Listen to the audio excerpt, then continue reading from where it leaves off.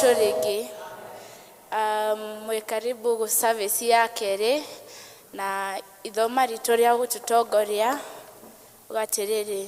Nake agĩĩka maũndũ marĩa monagwo marĩ mega nĩ Jehova, agĩgĩthiĩ na mĩthiĩre ĩrĩa yothe ithe Daudi aathiaga nayo, na ndaigana kũhũgũka na mwena wa ũrĩo ona kana wa ũmotho. Reke tũhoye. Mwathani, toka mbere yaku gũkũrathima, tũgĩkwambararia Mwathani mũthenya wa ũmũthĩ. Ngai Baba, toka mbere yaku tũgĩgũthathaiya nĩ ũndũ wa mũthenya wa ũmũthĩ, tũgĩthiĩ na service ĩno Mwathani, ũtũhe hinya na ũtũhe ngoro cia gweterera ũrĩa ugĩte. Mwathani, nĩ twahoya ũtũrathime, twahoya na twĩtĩkia.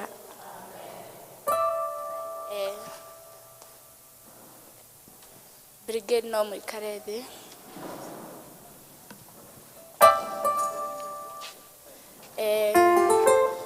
Reke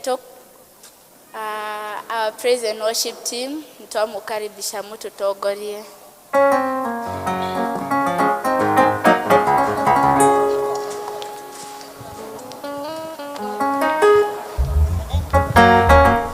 Praise the Lord. Bwana Yesu asifiwe. Mwathani agocwo. Hallelujah. Ũmũthĩ nĩ mũthenya mwega wa Brigade Sunday. Na nĩ tũkenete mũno nĩ tondũ wa arutani a Brigade, tondũ ciana icio nĩ mũcitaricĩte wega. Kwoguo Ngai athi na mbere na kũmũrathima. Haya, pigia Bwana Yesu makofi. Tũrenda kuga nĩ wega Mwathani nĩ tondũ nĩ ekĩte maũndũ mega na manene. Hallelujah. Pigia Bwana Yesu makofi mazuri na shangwe na vigelegele. Kwa maana yeye ni Mungu mwema. Wega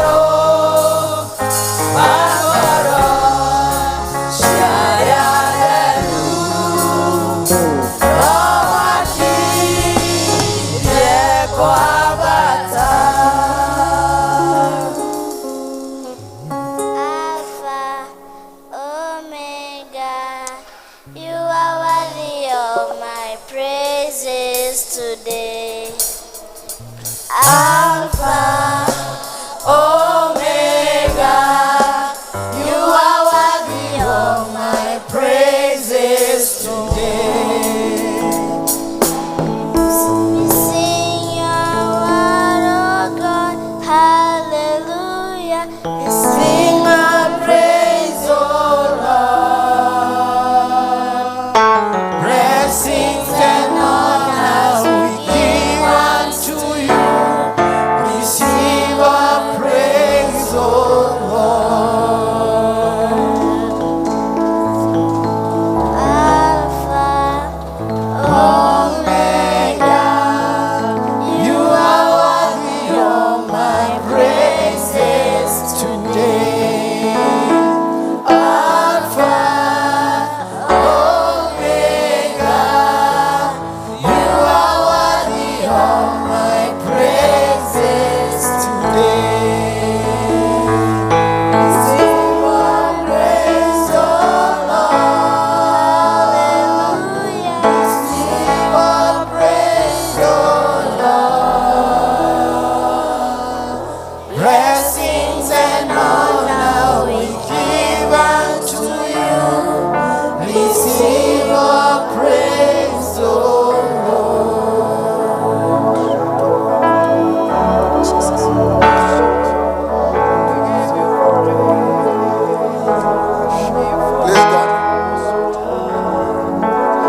Praise God.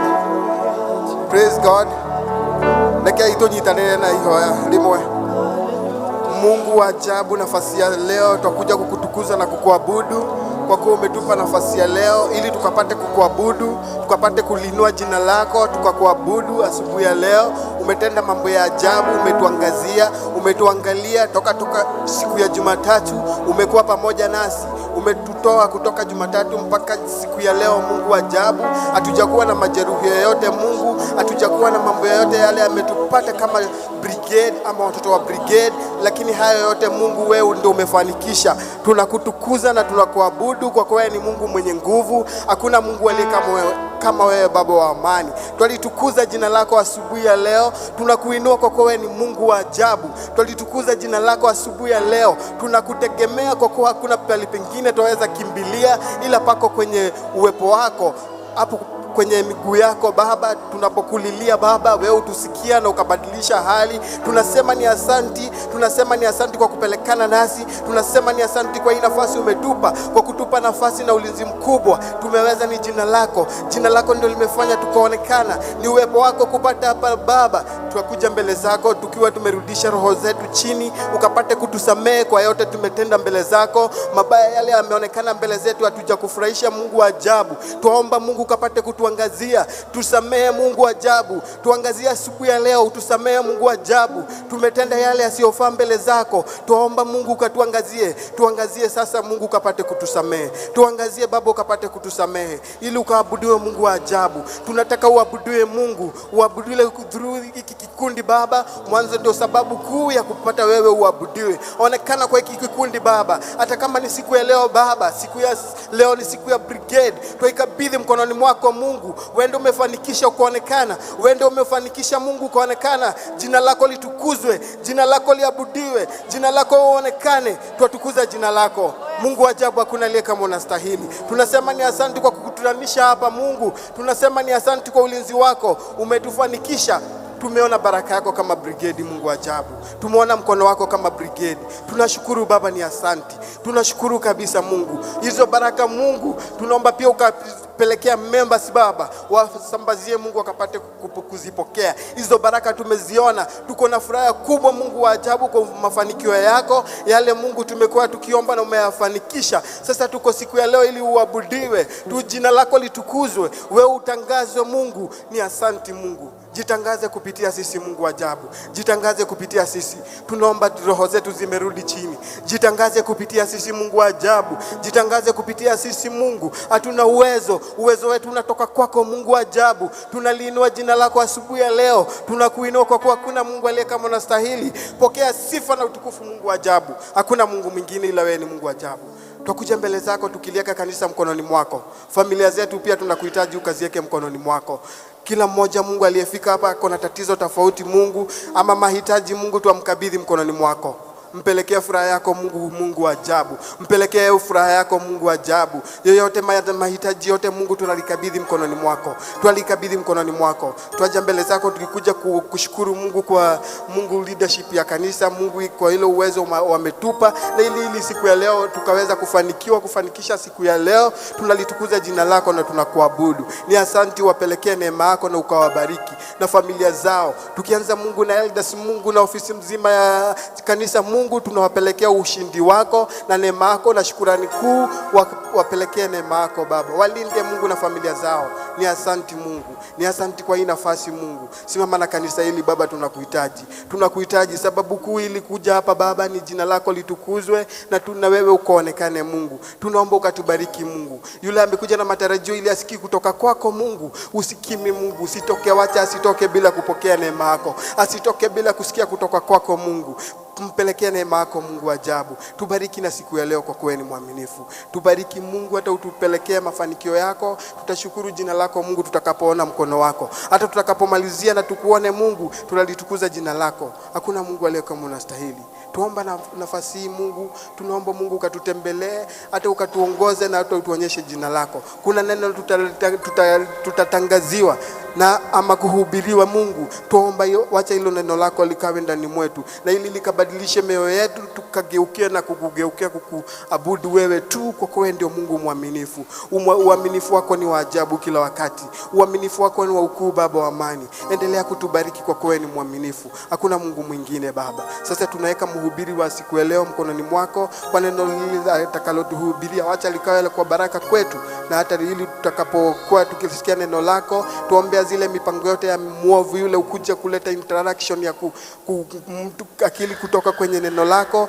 Tunaomba tudalizikemea katika jina lako kuu Mungu ajabu. Tubariki ili Mungu utakapomalizia tutalitukuza jina lako. Hakuna Mungu aliye kama unastahili. Tuko na sifa kuu moyoni mwetu tukisema ni asanti kwa kila jambo. Endelea kuwa nasi Mungu ajabu. Tubariki hata tutakapomaliza, tutoke na baraka zako, tutalitukuza jina lako. Ni asante hata kwa asubuhi ya leo. Endelea kubarikiwa, jina lako litukuzwe kwa kuwa ni mwaminifu. Hakuna Mungu aliye kama unastahili. Na kwa hayo Mungu wa ajabu tunasema hayo mengine Mungu hatujaleta mbele zako. Mungu watu wako Mungu wamekulilia Baba, kasikie maombi yao. Kasikie kila maombi ya kila mmoja wetu tuliofika hapa ili tuabudiwe Mungu ajabu. Ni asante Mungu kwa neema yako kuu. Pelekana nasi hata tutakapomaliza, tutatukuza jina lako. Wewe ni mkuu, hakuna aliye kama unastahili. Tuabudu jina lako. Na ni katika jina la Kristo Yesu tuomba tukiamini. Ithe witũ kũrĩa marũa Athamaki waku ũke wendete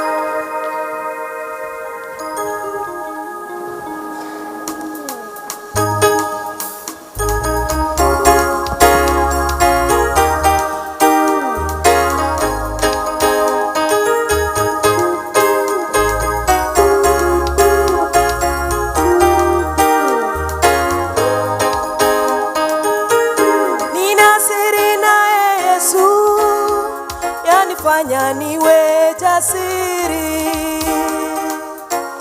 kwa amani nayo dhiki yanifanya niwe jasiri, yaniburudisha nikirukaruka, hosana amen. Yaniburudisha nikirukaruka, nikimba hosana amen. Nina siri naye Yesu, yanifanya niwe jasiri, kwa amani nayo dhiki yanifanya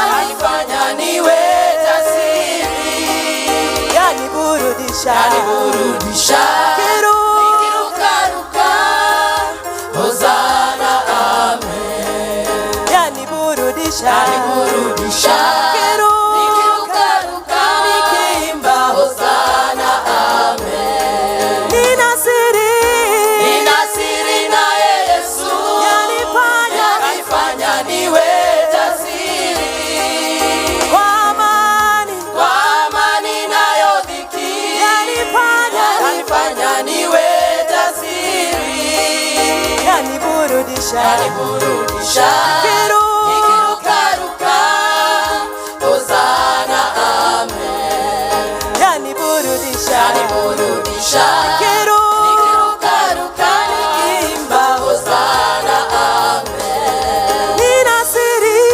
Nina siri naye Yesu, yanifanya niwe jasiri, kwa amani nayo dhiki, yanifanya niwe jasiri, yaniburudisha, nikirukaruka, hosana amen, yaniburudisha, nikirukaruka, nikiimba hosana amen.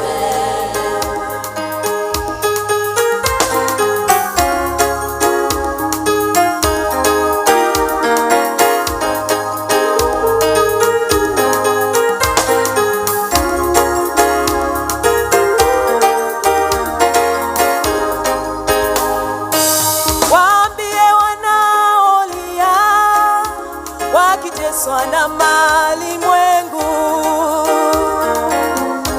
waonjeni neema yake na rehema yake Mwokozi,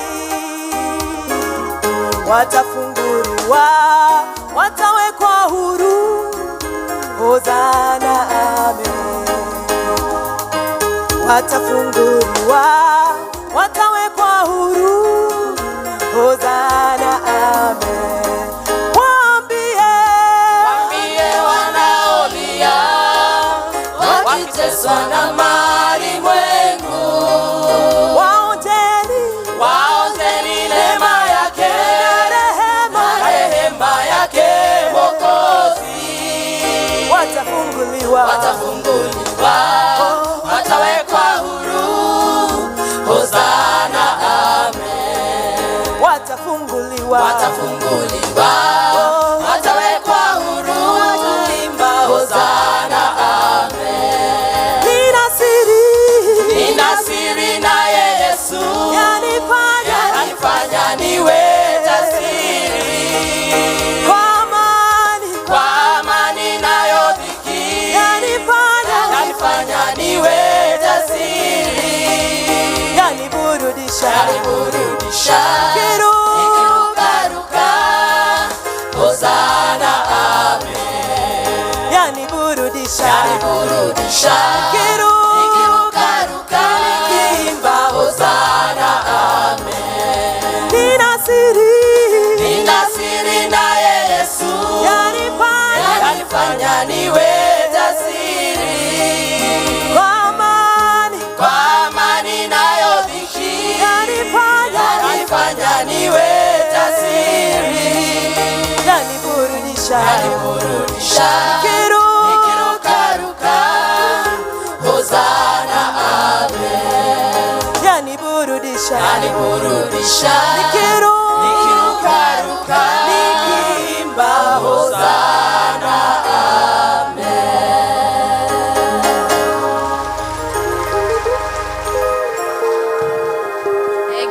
Thengio nĩ kwĩ presentation ĩyo, tũmarũhũrĩre rũhĩ rĩngĩ.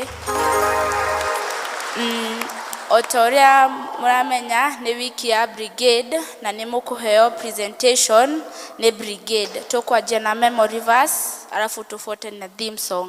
Memory verse, Brigade.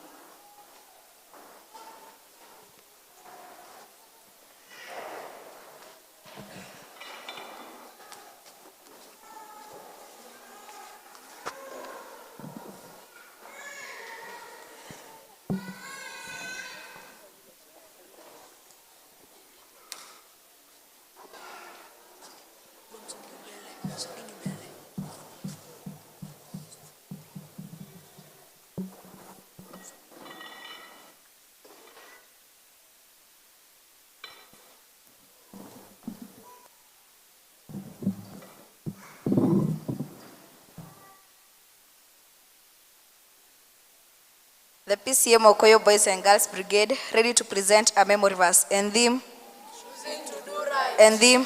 Choosing to do right. Enjoy.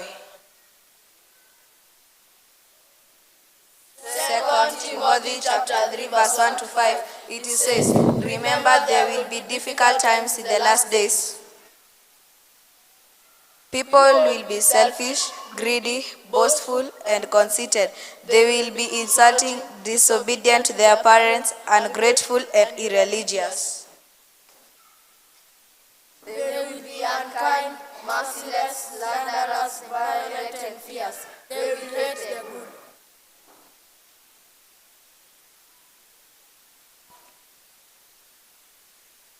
They will be treacherous, reckless, proud.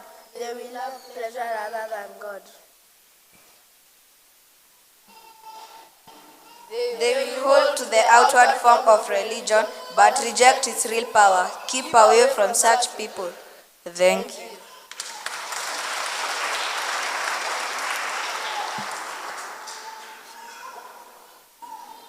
Brigade theme song.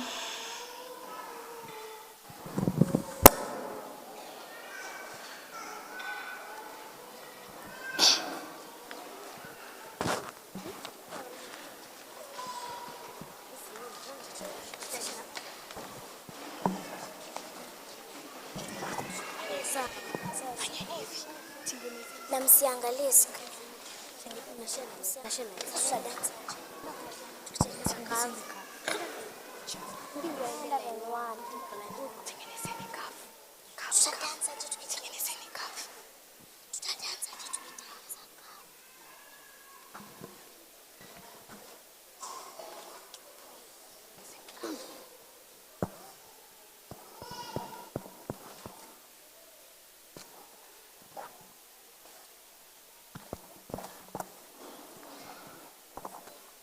Praise God. Praise God again. In front of you is the PCA Boys and Girls Brigade, ready to present to you a song entitled Courage, brother. Entitled Courage, brother. Welcome. Courage, brother, do not stumble. Though thy path be dark as night, there is a star to guide the humble. Trust in God and do the right.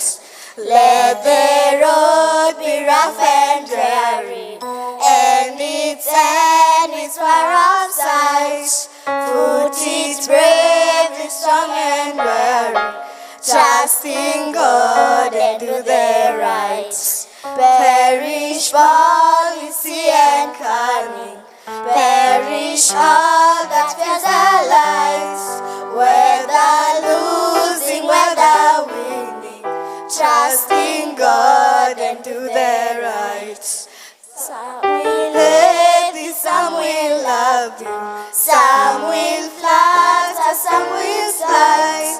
Stand from man and look above thee. Trust in God and do the right. Simple rule and safest guiding, inward peace and inward might. Star upon a path abiding, trust in God and do the right. Courage, brother, do not stumble. Though thy path be dark as night, there is a star to guide the humble. Trust in God and do the right. Thank you.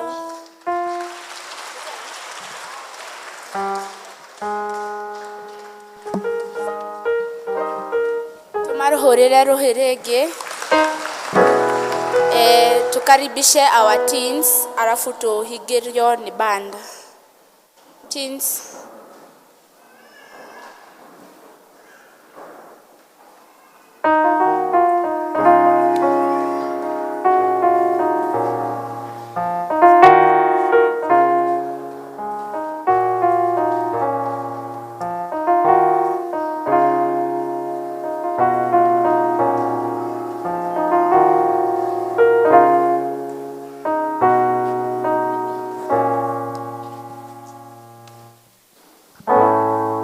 God, church.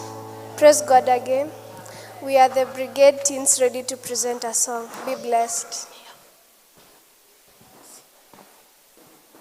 Wonderful, merciful Savior, precious Redeemer and friend, who would have thought that a lamb could rescue the souls of men?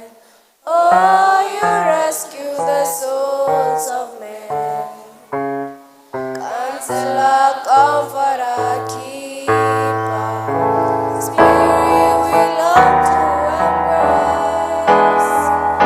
You offer hope when our hearts are hopelessly lost away. Oh, we've hopelessly lost away.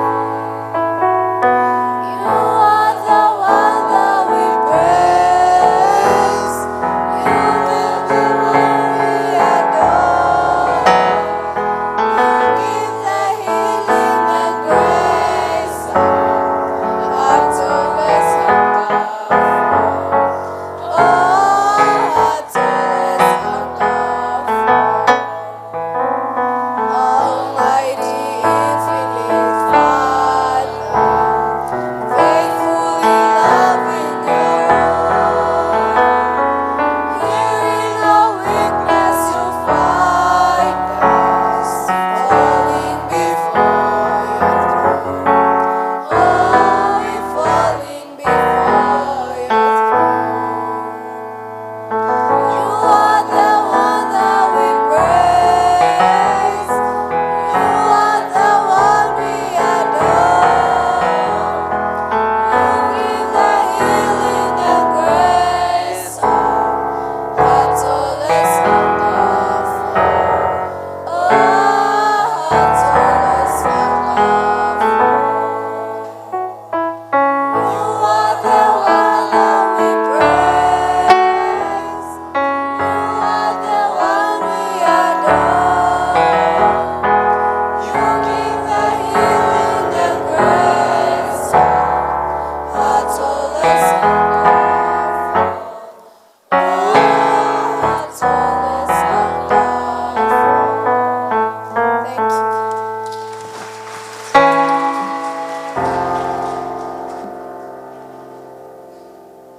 Nitumahurire ruhirigi. Our band.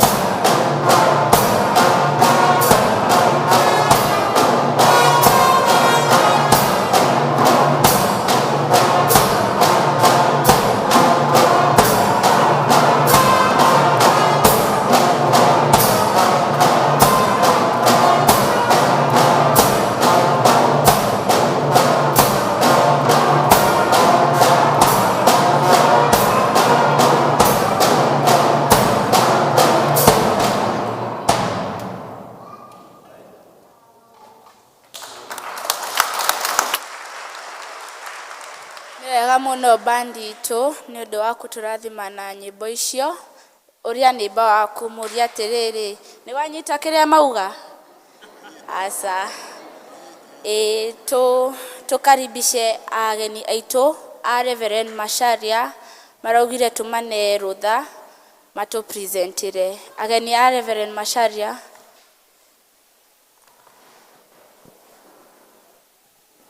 Rwĩmbo rũmwe tu.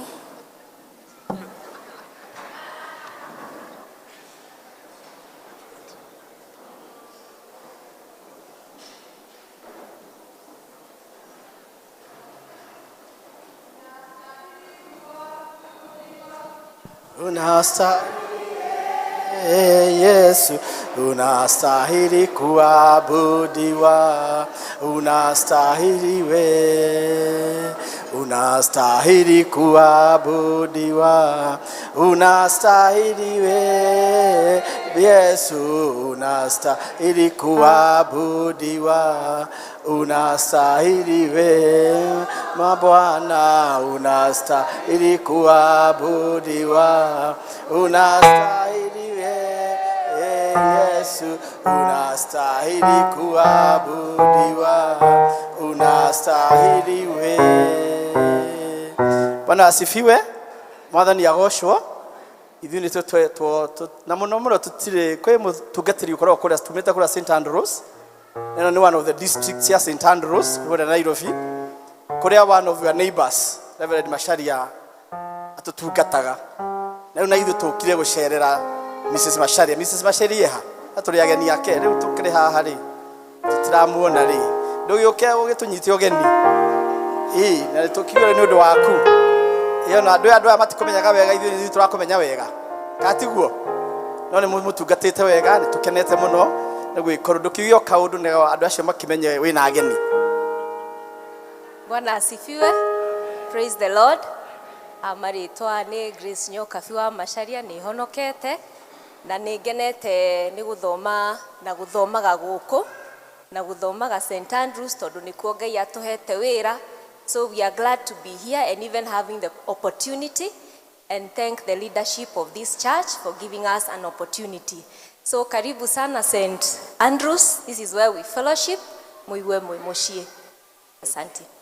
Thank you, thank you. Mukamure karohi. Nona nĩ mũtumia mũtungatĩri na mũmigagwo na kũrĩa thutha. Witũ tũmaigaga haha mbere. Nĩgetha rĩrĩa mũtungatĩri akorwo atarĩ ho rĩ, twakĩmwĩra tũhe kiugo kana tiguo gũthiaga. Rĩu tuma na nyĩmbo ta ithano ũguo no twakĩrwo rũmwe tu rĩ, ngũkĩũria abakoya tisha agĩtũtwarithie na mbere. Ndiĩ kana rũmwe kana nĩ igĩrĩ. Twaina igĩrĩ nĩ tũkũhũrwo mũno. Ndiũĩ. Bwana Yesu asifiwe. Asante.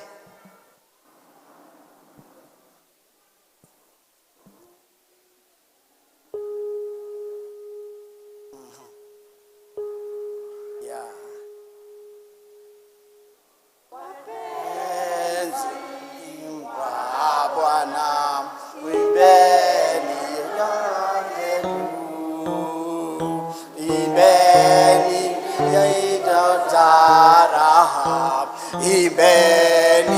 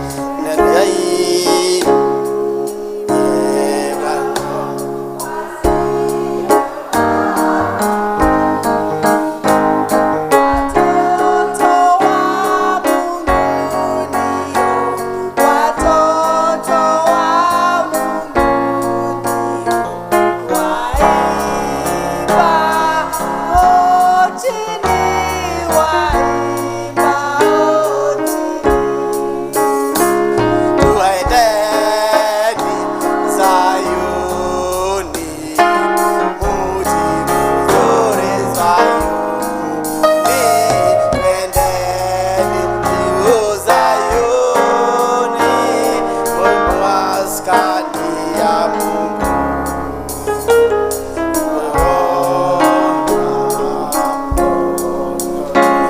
Baraka za Mungu tusijafika mbinguni, tusijafika mbinguni kwenye utukufu, kwenye utukufu. Twendeni Sayuni, mji mzuri Sayuni, twendeni Sayuni, maskani ya Mungu.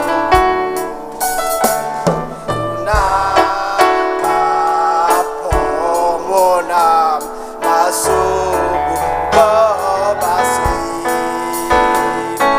wa maji ya uzima, wa maji ya uzima, anaza harisi, anaza harisi. Twendeni Sayuni, mji mzuri Sayuni, twendeni Sayuni, ni maskani ya Mungu. Twendeni Sayuni, mji mzuri Sayuni.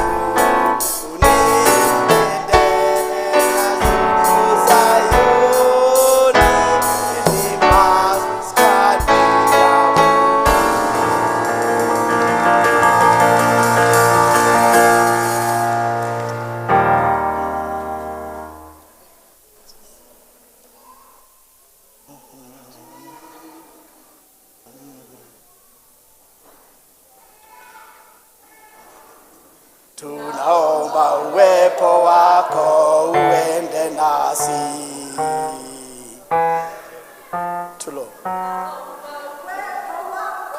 Uende nasi. Yes. Tunataka wa mabwana tusikie kama uendi nasi. Hatutaki kutoka hapa, hatuwezi peke yetu, enda nasi. Tuatua shingo ngumu turehe, mbele zako tuzehemu. Tuwaitewe Bwana, tuonyeshe uso wako, tuwaizaji neema yako, twahe nasi.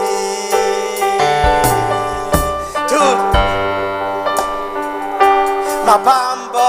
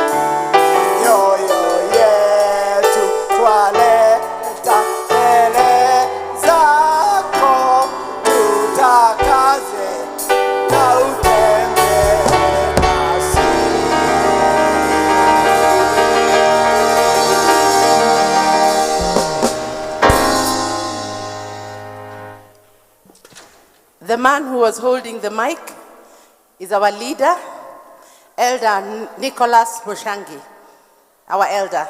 Thank you.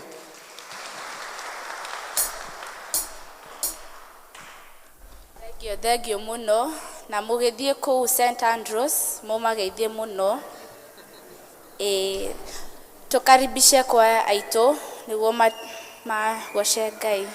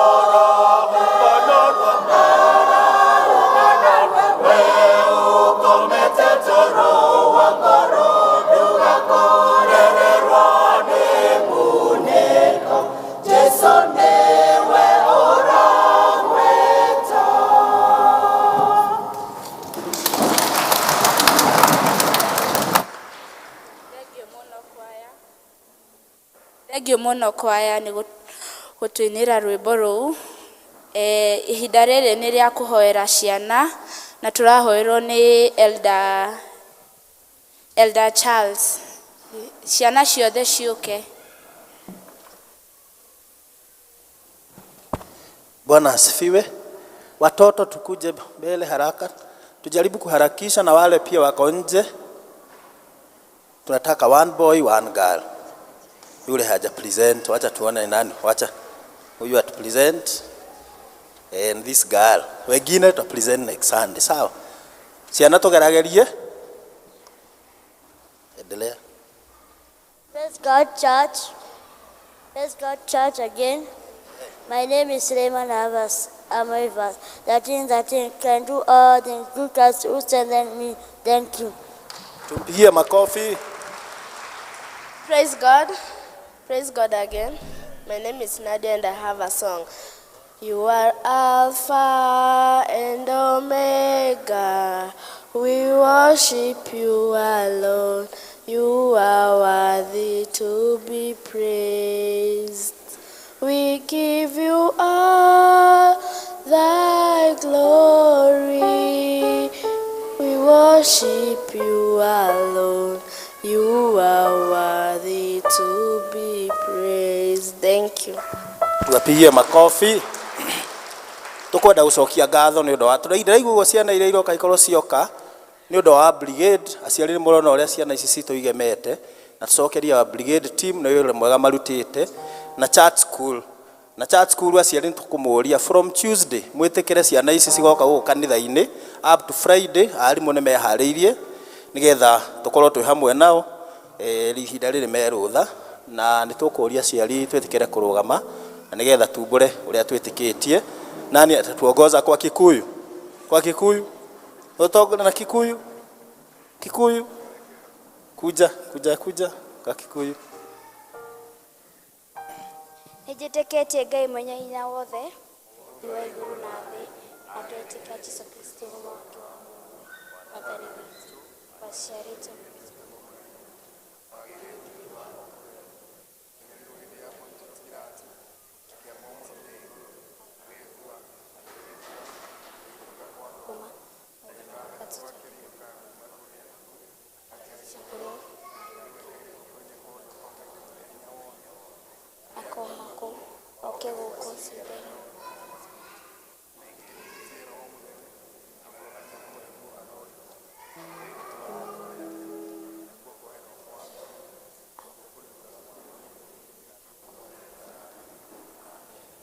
Mpigie makofi.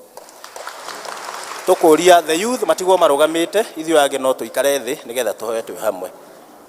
Watoto tunyamaze, tunaomba. Tukiomba tunafunga macho, sawa? Rekei tuhoe. Awa muthingu o rĩngĩ no tuoka mbere yaku tugucokeria ngatho Mwathani nĩ ũndũ wa ngerenwa icio tuhete ya ciana mahinda maya na nigetha Mwathani tumatungate na nigetha ona magatuĩka agũtungata. Tukahoya tugĩka ũguo Mwathani twĩkage twĩ thĩinĩ waku, tutongoretio niwe, tutongoretio ni kiugo gĩaku. Ona tũrĩ mũhiano mwega na kũrĩ o Mwathani na nigetha tumerekanĩrie na kũrĩ we Mwathani mwega. Tukwenda gucokeria ngatho Mwathani nĩ tondũ rĩrĩ ihoya ritũ makĩhingũra tamu ĩno ĩrĩkĩtie gũthira ũkorwo hamwe nao na Mwathani nĩ ũtuĩkĩte wa gwĩka ũguo ona rĩu makahinga rũtha rũu rũthirĩte. Twagucokeria ngatho nĩ tondũ ona kĩndũ gĩothe mabatarĩte nĩ ũtuĩkĩte wa kũmahe. Ona mahinda maya Mwathani aciari mareharĩria kũmacokia nĩ ũndũ wa rũtha rũu rũngĩroka. Tukaheo Mwathani ũrotuĩka wa kũmeka wega, ũtuĩka wa kũmarathima, gũtikagĩe mwana ona ũmwe Mwathani ũngĩaga kĩndũ abataire. Ona aciari acio Mwathani tũragucokeria ngatho nĩ ũndũ wao, ikaraga ũkĩmekaga wega Mwathani o mahinda mothe na nigetha ciana ici cituĩkage cia gũkũgocithia mahinda mothe. Tugucokeria ngatho Mwathani ona nĩ ũndũ wa arimũ ao arĩa merutagĩra kũmaruta kiugo gĩaku ona kũmatungata marĩ gũkũ kanitha-inĩ. Mekage wega Mwathani nigetha Mwathani marũrwo nĩ ndungata iria ingĩ makamenya ti-itherũ wĩra waku ndũkoragwo wĩ wa tũhũ. Nĩ tũkwenda gũcokeria ngatho Mwathani ona no thirikari itũ reke gĩbanga mĩbango ya ciana ici, reke mabange maũndũ marĩa Mwathani mekũtũma ciana ici gatuĩka cia kũgacĩra mĩtũrĩre-inĩ yao. O rĩngĩ no tukaga agũcokeria ngatho nĩ ũndũ wa mbeũ njĩthĩ ĩrĩa rĩ gĩikaro-inĩ gĩkĩ Mwathani, acio mamenyete atĩ nyũmba-inĩ yaku Mwathani no kuo mangĩgaĩra kĩrathimo. Meke wega Mwathani marĩ stages itiganĩte mĩtũrĩre-inĩ yao. Arĩa me ma colleges Mwathani reke mekue mekĩra gĩkĩo na nigetha Mwathani maũndũ marĩa marongereirie magatuĩka ma kũhinga. Ona arĩa me mawĩra-inĩ Mwathani tukahoera ũtuĩka wa kũmeka wega, reke makũre, reke mekĩre kĩo mawĩra-inĩ mao. Arĩa me mabiacara-inĩ Mwathani tuĩka wa kũmarathima. Arĩa matarĩ mawĩra Mwathani tukahoya Mwathani we ũthundũraga ithima, tuĩka wa kũmathundũrĩra na nigetha Mwathani matũre makenete. Arĩa Mwathani mareharĩria kwambĩrĩria mĩciĩ yao matongorie na nigetha magĩtua matua mau matue matua makamahe gĩkeno mĩtũrĩre-inĩ yao. O twahoya ũguo nĩ ũndũ wa Jesũ Kristo arĩwe Mwathani witũ. Amen. Sasa watoto hatutaenda church school. Leo tutarudi kwa viti. Wale walikuwa nje tuende huko juu tukae kwa viti. tutasoma pamoja na Brigade, halafu wakati tukimaliza offertory ndio tutatoka twende tukunywe uji, halafu turudi. Sawa sawa, turudi kwa viti na tusipige kelele. Sawa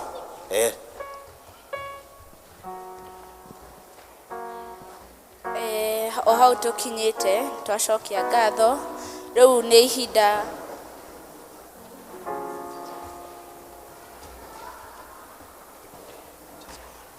ihinda ria manirira na tugutongorio ni Elder Miriam.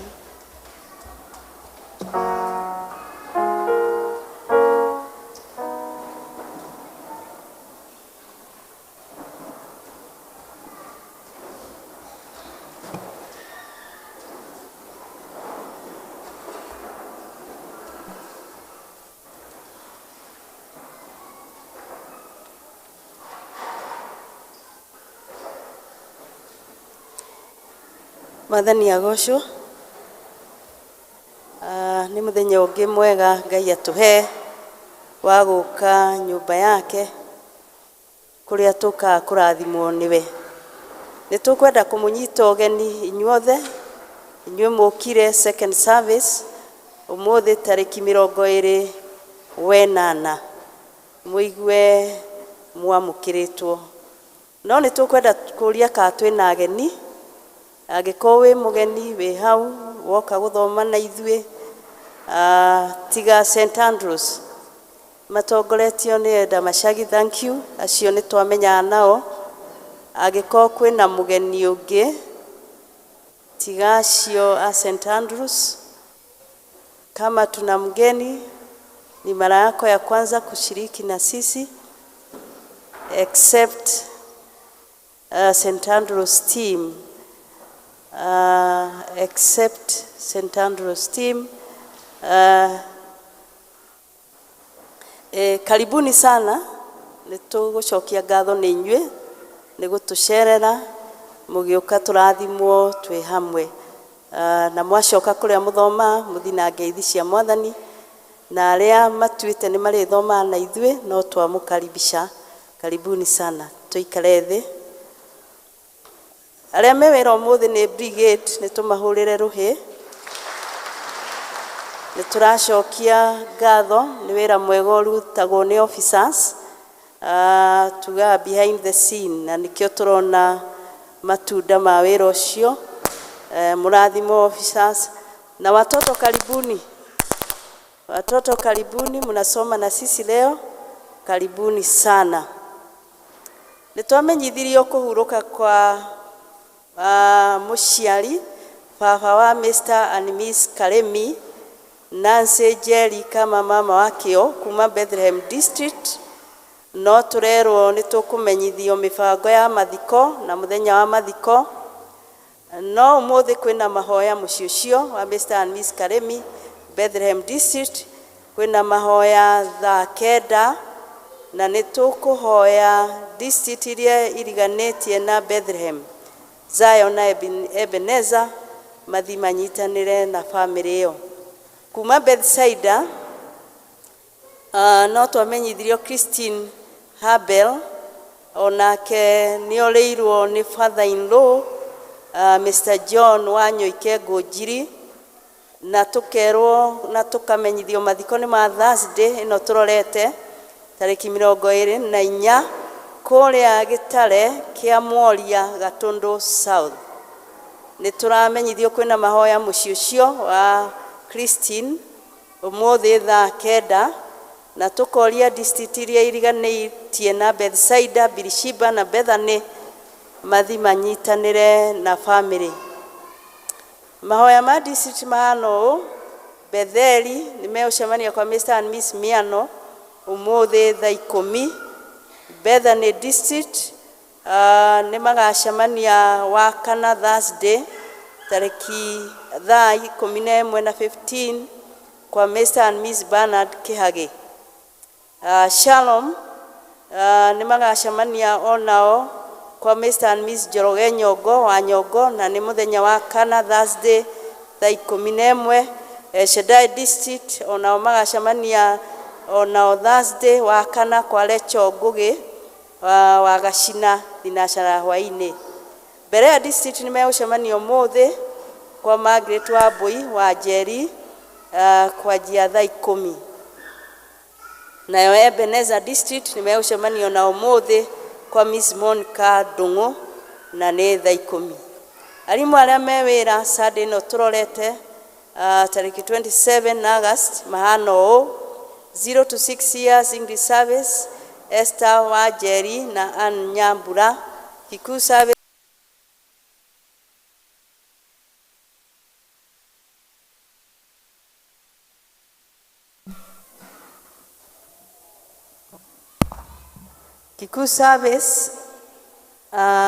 kejokere 0 to 6 years English service Esther wa Njeri na Ann Nyambura.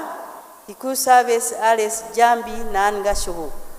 7 to 8 years English service Eda Chege. Kikuyu service Faith Muthoni. 9 to 10 years Kikuyu service Boniface. 11 to 12 years English service Christine. Kikuyu service Gathogo, teacher Gathogo.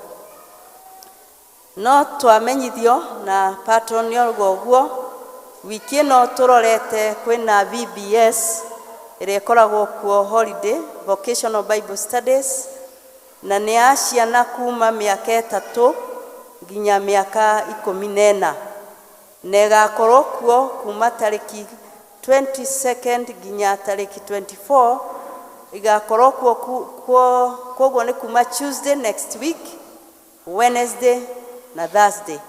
VBS Tuesday, Wednesday and Thursday next week kwanjia thaa 2 nginya thaa 8. Naguo Friday o ya wiki ĩno tũrorete nĩ ciana nĩ igakorwo na fun day ĩrĩa twĩtaga children's fun day o acio a mĩaka ĩyo mĩaka 3 nginya mĩaka 14 na aciari nĩ marorio magetĩkĩria ciana icio ciũke. Yuthi nao nĩ maramenyithia yuthi kwĩna trip iharĩirio na makerwo me register na kũrĩha na deadline nĩ 23rd September tarĩki 23 ũyũ tũrorete wa September, na mbeca na kwĩyandĩkithia nĩ kwĩ Anet Munyere wa yuthi. O kuma yuthi no tũrerwo monthly fellowship yao igakorwo mbere ya district kwa Elder Agnes na nĩ Sunday no tũrorete tarĩki 27. PCMF desk marauga ũhoro wa mentorship seminar ũrĩo kuo, no ũyũ nĩ wa anake arĩa me high school kana arĩa mararĩkirie form 4. No ũhoro ũgakorwo wĩ Juma Saturday tarĩki 26 of August kana Juma ĩno tũrorete. Ũkerwo mwĩyandĩkithie harĩa notice board-inĩ kana wandĩkithie mwanake waku na ciringi 100. Christian education ona nĩ marauga teens program no ĩrathi na mbere na kwĩna workshop ya book 1 and book 2 kwanjia tarĩki 21 nginya 22 kũrĩa PCA Toll. Arĩa matagũrĩte mabuku na kwĩregister makerwo meke ũguo kũgerera Lucy na namba yake nĩ heanĩtwo, kana John kana Jackie. Na ciana cia mũkũ iria igakorwo ikienda gũthi Toll gũthoma ĩno teens program makerwo magoka gũkũ nĩ makaheo transport ya gũthi Toll.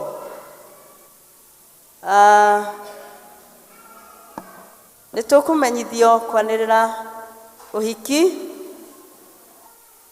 Mr. Boniface kana Njũgũna mwanake wa kwa Chief Joseph Kĩnuthia, location ya mũgũtha wa kanitha wa PCA Ihiga-inĩ, nĩ ekwenda kũhikia Miss Evelyn Wainoi Mũrĩithi mũirĩtu wa kwa Chief Jane Mũmbi, location ya Gĩakaibei wa kanitha wa Gĩakaibei Parish Catholic.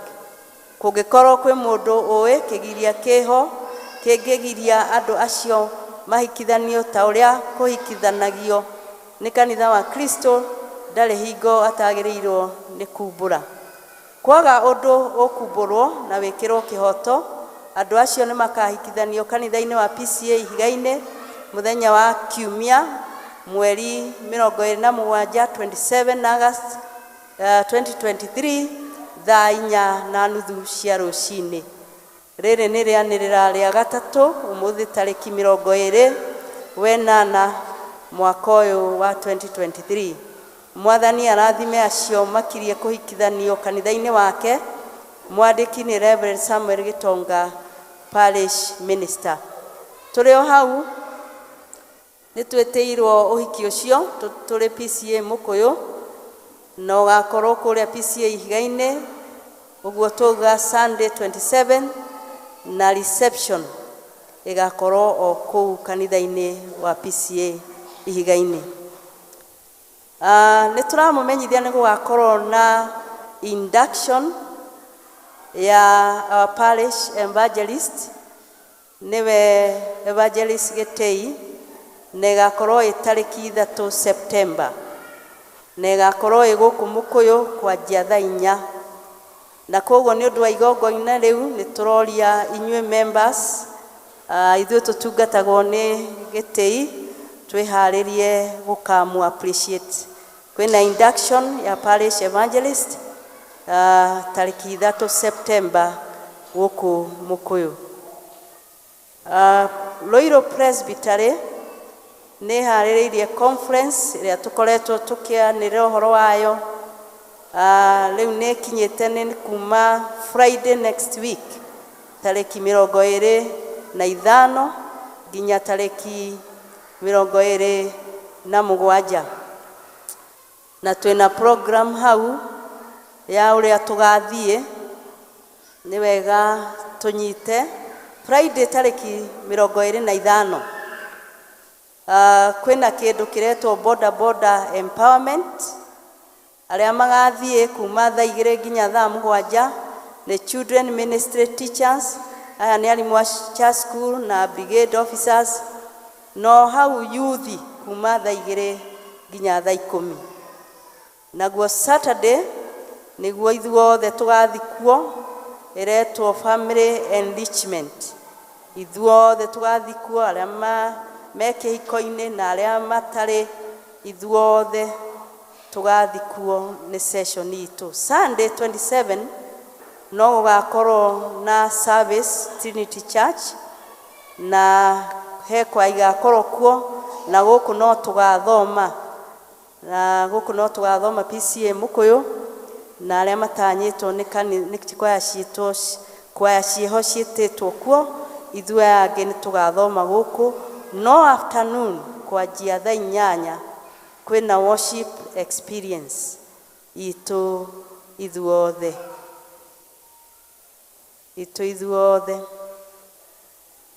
He kaũndũ ngũcokera ke bata mũno. Next Sunday arĩa me wĩra nĩ PCMF, kwĩna parish exchange program. Next Sunday arĩa me wĩra nĩ PCMF nĩ ũndũ kwĩna parish exchange program. Macio nĩ motuma namo, njĩtagwo Miriam Kamau na ndĩ mũhonoku. Nĩ ngwĩta chairman he ũndũ arenda gũtũmenyithia.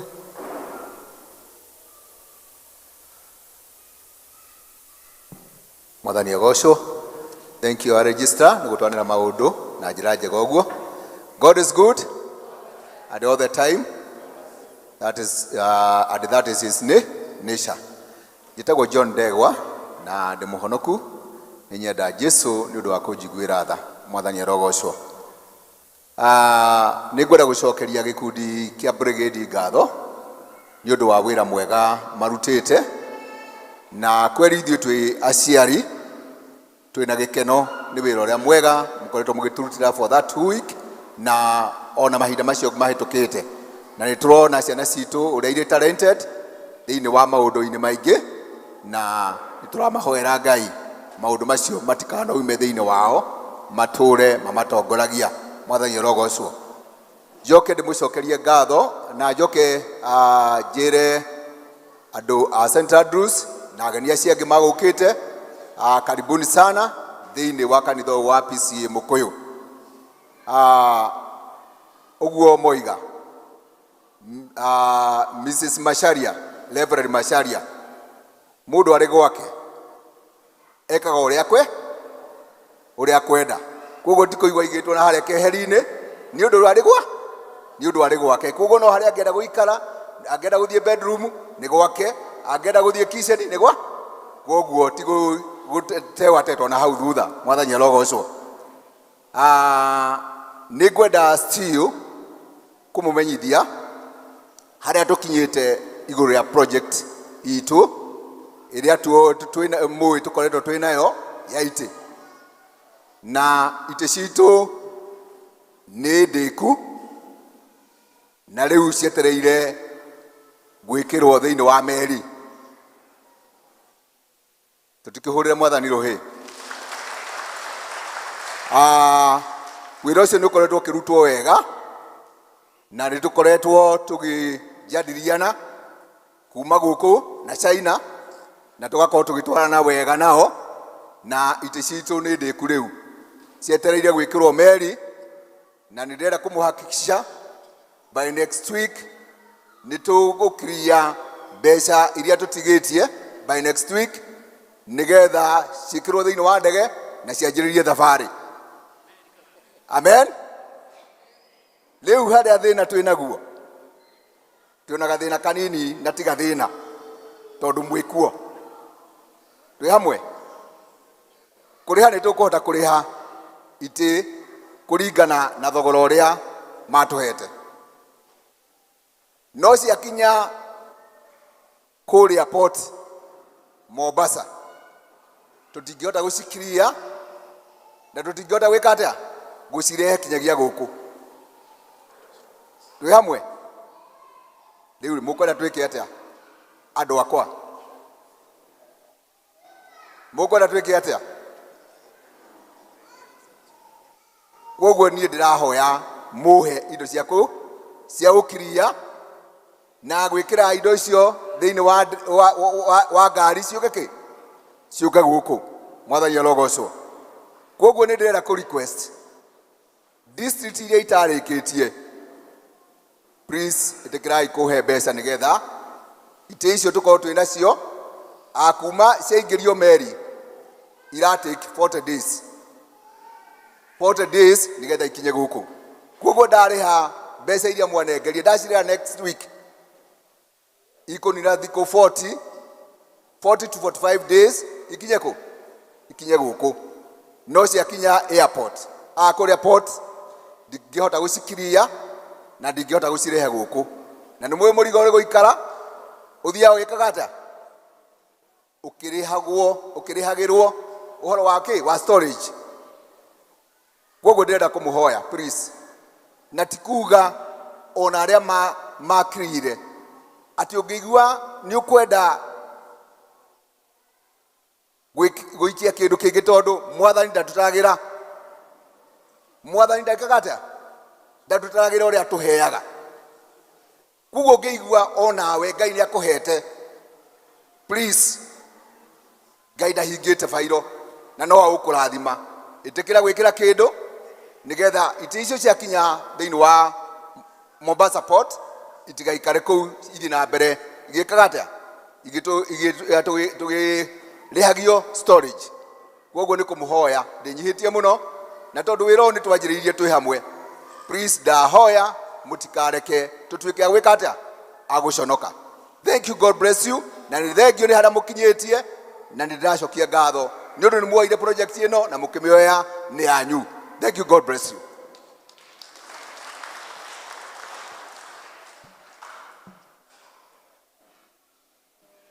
Rĩu nĩ ihinda tũnengere patron witũ atũtwarithie na mbere.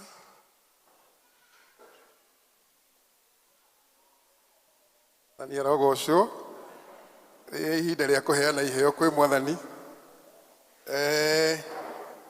Na before twĩkĩte ũguo, Brigade mena kaundu o kanini mekwenda na negwenda kuturenge tugeri in a very brief way. Chair, very briefly o kahoro kanini kegie Brigade na niguo tuthie twike undu ucio ungi. Mwathani agocwo njĩtagwo Rahab na ndĩakena Kristo muthenya ũmũthĩ nĩ kũhonokia. So I'll just introduce the officers alafu hao wangĩ nĩ ngũmwĩra what next. So officers please rugamai na patron please kindly.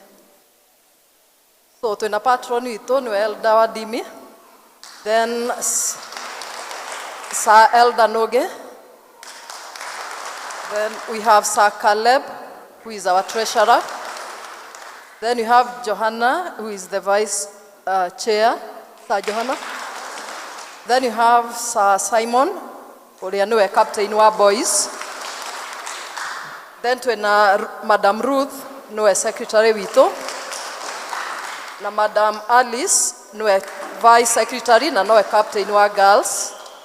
Then twĩna Madam Millicent, Madam Sakidula pale nyuma, na Madam Nelias. Then twĩna getwakagi nao matari trained, matari commissioned, tumeta warrant officers. Kindly stand arĩa mekuo. Acio angĩ menja na control acio mena kuja. So twĩna Joy Gakenia, no warrant officer. Thank you so much. Rĩu nĩtũkũmwĩra kaũndũ kanini akoniĩ Brigade na tondũ nĩ mũthenya wa ciana tini ngũmwĩra nĩ mwana ũkũmwĩra. Karibu sana and thank you so much. Thank you.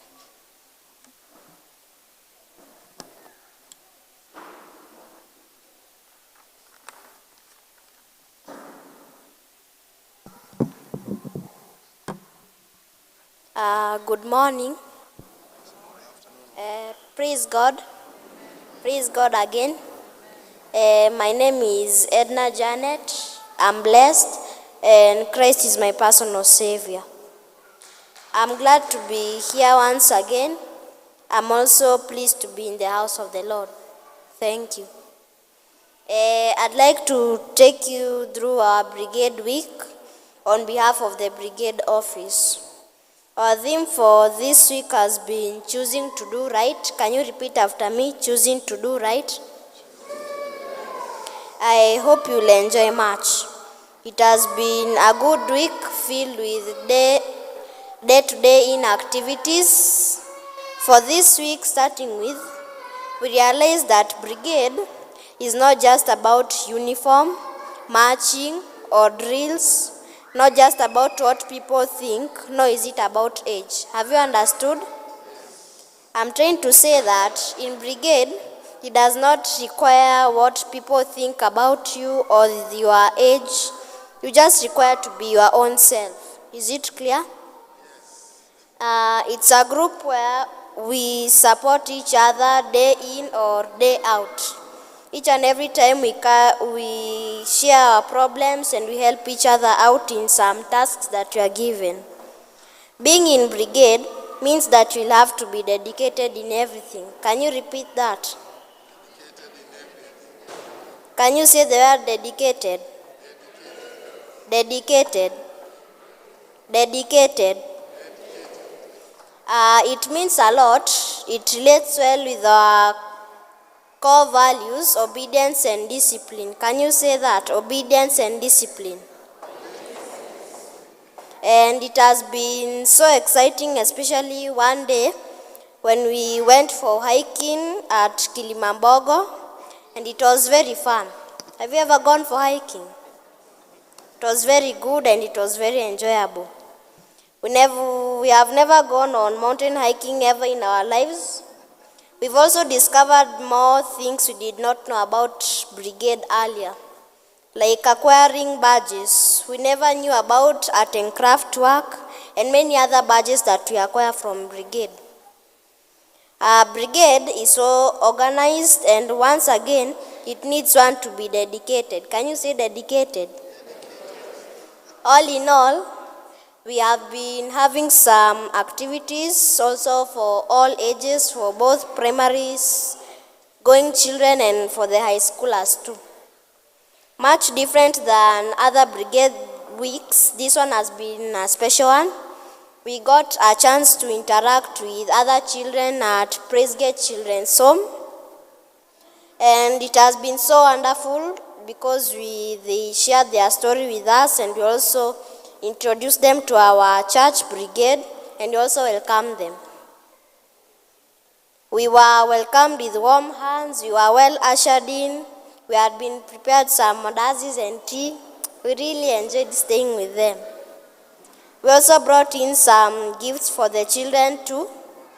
But in all this, in conclusion, it is very exciting to be in Brigade. On behalf of the Brigade, I'd like to say thank you to the parents for helping and preparing us for this week. It was a tough week, but it went well, especially in contributing donations for the Brigade Children's Home. I think they were very thankful and they enjoyed much. There were very huge donations. We had clothes, we have some foodstuffs for them, and they really enjoyed. Thank you and have a nice Sunday. I'd also like to appreciate the parents and the church leadership for giving us this good opportunity. And we also have some candidates for the grade 6, class 8, and for the form 4s, and I hope you will remember them in your prayers. Thank you.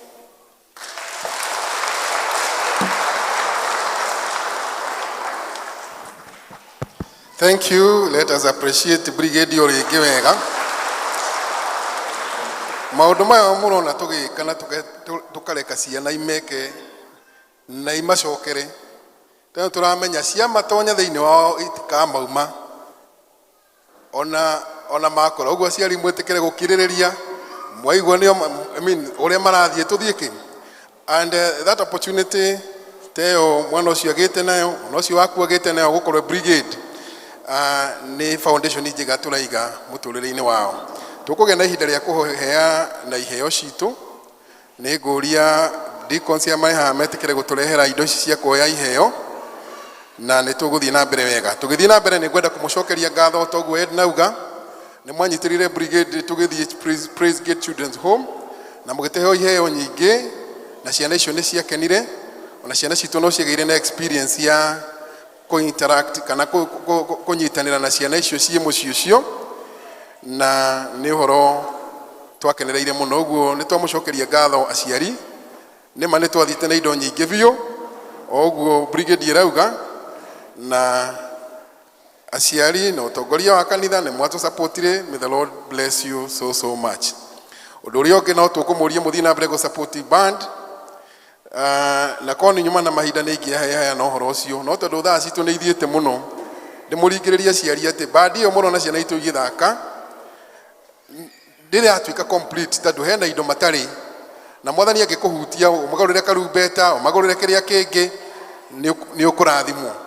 Ũngĩigua nĩ ũgwĩka ũguo no kuono either one of the officers, myself kana wabici ya LCC, na nĩ gũkorwo tũgĩka wega. Indo icio muona ciana igĩthaka no wega gũkiuga ona okorwo ndigũkĩanĩrĩra. Percentage nene ya indo icio imwe ciacio tũheagwo nĩ mwarimu wa band. Where is that? Yes, can we appreciate that man?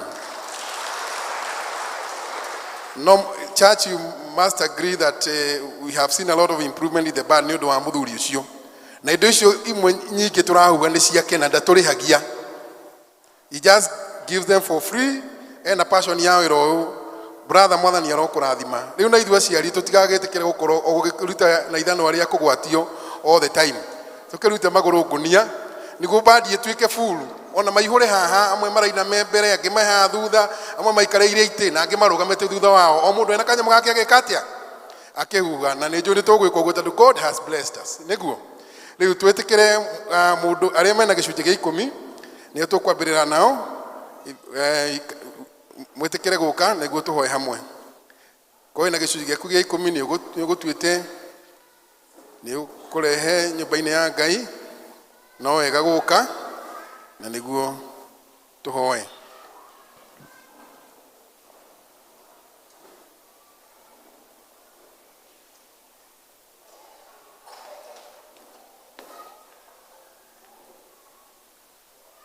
Thank you. Kituhoe. Mwathani mwega, ithe witũ wa igũrũ, mbere yaku he ndungata ciaku matuĩte na ngoro ciao na ũndũ wa gwathĩkĩra kiugo gĩaku na makarehe gĩcunjĩ gĩa 10 o ta ũrĩa kiugo gĩaku gĩtwĩrĩte. Ndũkwenda gũcokia ngatho nĩ ũndũ wao na nĩ ũndũ wa wĩhokeku wao Mwathani, tũgetĩkia kuna o ta ũrĩa kiugo gĩaku kiugĩte nĩ ũkũmakinyĩria kĩrathimo gĩaku, nĩ ũkũmeka wega, ona nĩ ũgũtungata mĩtũrĩre yao, ona mawĩra mao marĩa mothe marutaga, na nĩguo magĩĩka maũndũ macio Mwathani meke mena hinya na ũhoti waku, ona magĩtheremagio nĩwe. Twagĩcokia ngatho nĩ gĩĩko gĩkĩ kĩao, ona twacokia ngatho nĩ wathĩki wao. Kĩmaririkane no meke wega na marekwo o ta ũrĩa kiugo gĩaku kiugĩte, na nĩ tũĩ we wĩ mwĩhokeku nĩ ũhingagia kiugo gĩaku kĩrohinga thĩinĩ wa mĩtũrĩre yao. Na igũrũ rĩa maũndũ macio mothe tũkũhoya ngoro ciao, ona cio Mwathani maheane na kũrĩ we, nĩguo matungatĩre, nĩguo matuĩke Kristiano megũtũũra mehandĩte thĩinĩ waku matukũ mao mothe. Na twagĩcokia ngatho na twakwĩra nĩ wega nĩ ũndũ wao, o thĩinĩ wa rĩĩtwa rĩa Jesũ Kristo Mwathani na mũhonokia witũ. Amen. Thank you. Ithuĩ angĩ na ithuĩ mũndũ ũtuĩte nĩ akũrehe haha mbere basket ĩrĩa haha kũringana na district yaku, ageni aitũ o harĩa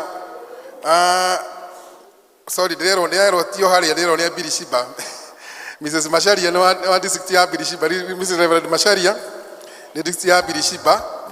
Rĩu harĩa mũkĩona hakĩrĩ Birishiba no wega gũgĩthiĩ ho, nĩho Mrs. Masharia thiaga. If you give through M-Pesa, you know your PayBill number, you give through the app, it will still be there, it will be displayed.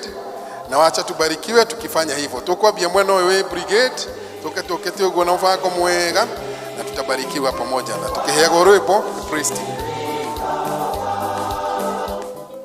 Kana nĩ rwa kwaya. Haya kwaya giving us a song as we give our offering. Na nĩ ũndũ ũcio kwaya nĩ nyũmũ rĩgĩũka mũico nĩguo mũkĩina.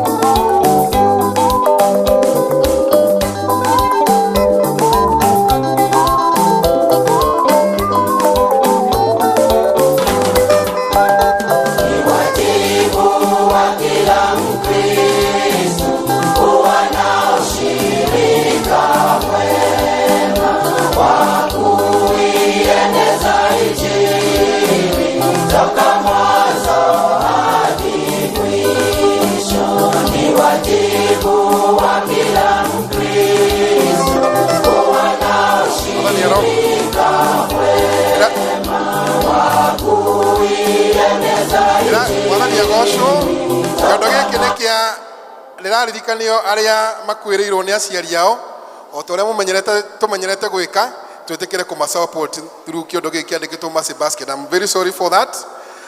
Tafadhali. No, aya kwaya. Siku yake Kristo Yesu.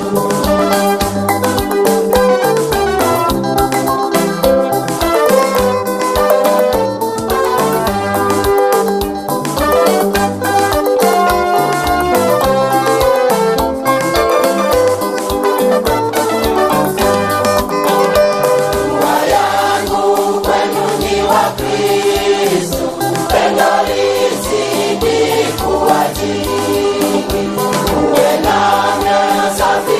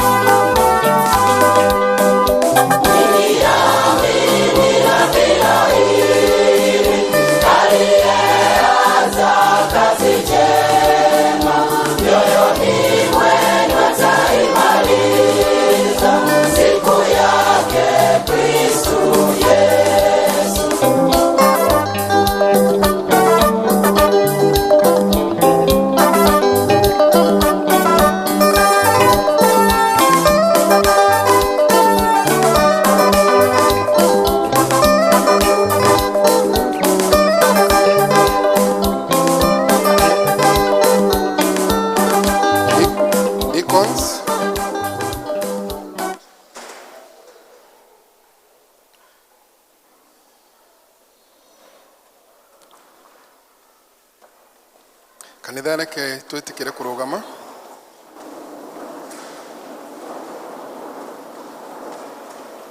Ke tuhoe. Ithe witu wa iguru nitucoketie ngatho ni mawiko maku mega maria wonetie o mwe witu. Twihana ngatho citu tugikwira ni wega. Twahoya Mwathani tukiruta wira waku Ngai tuteithie o mundu na rita riake. Tukihena indo uturathimete nacio ona ngoro citu tukuhe mbere niguo tugutungatire tutari na nganja na niguo Mwathani tuikare o muturire uria we wendaga. Twagucokeria ngatho ni gutuhe indo ici ciothe Mwathani na mayiko maria mega utwikite na mabataro maria mothe Jehova twinamo nitukwihoka Ngai ni uri tuhingagiria tondu we Ngai muheni wa indo ciothe. Ndio cio Mwathani twenyihia hariwe na twagucokeria ngatho ona twatega maundu indo ici ona mĩĩrĩ itu ona ngoro citu na kuriwe niguo gutungatire na igukenagie mahinda me mothe thiini wa rĩĩtwa rĩa Yesu Kristo Mwathani na mũhonokia witu.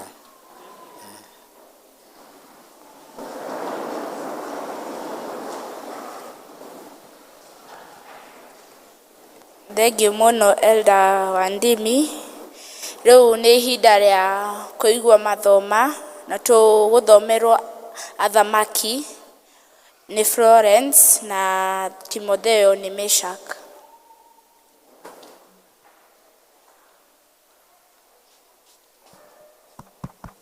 Mwathani agocwo. Githomo gitu kia mbere kirauma Athamaki wa keri 22 kwambĩrĩria hau 1 nginya 7. Athamaki wa keri 22 1 nginya 7.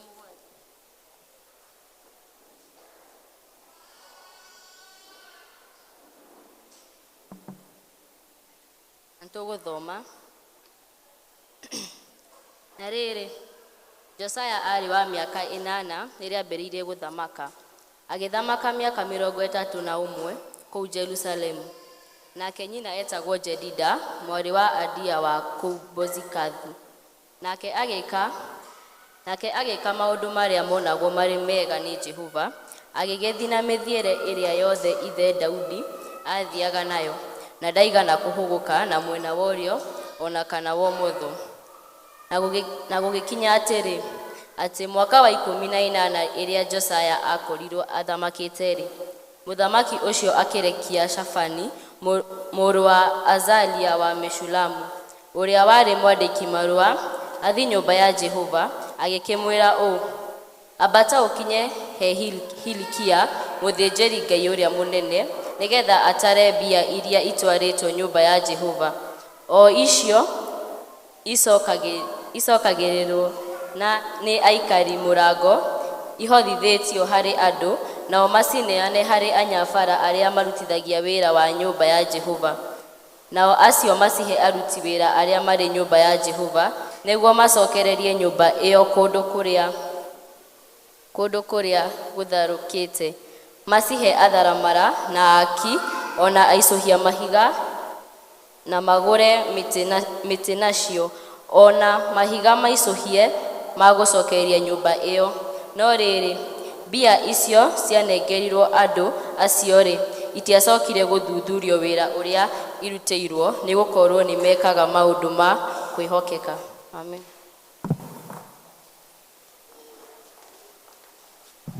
Mũthoni agocwo, ithomo ritũ rĩa kerĩ rĩkuma Timotheo 2:3 nginya 5. Na ekuga atĩrĩrĩ, no rĩrĩ ũndũ ũyũ ũmenye wega, atĩ matukũ marĩa ma kwĩgirĩrĩria nĩ gũkagĩa mahinda ma ũgwati, tondũ andũ nĩ magatuĩka endi na endimbia na egani na egathi na arumi, andũ matangĩigua aciari ao, na matarĩ ngatho na matarĩ atheru.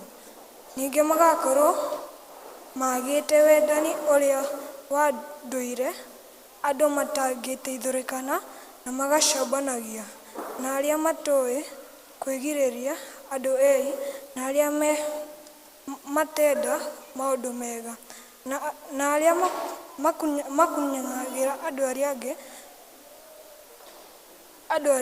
na rũgĩrĩri na erekereri, ona arĩa mendaga kwĩkenia gũkĩra ũrĩa mendaga Ngai. Nĩo metuaga ta meyamũrĩire Ngai, no kũrega maregaga hinya ũrĩa umaga ũhoro-inĩ ũcio. Acio nao ũmethemage.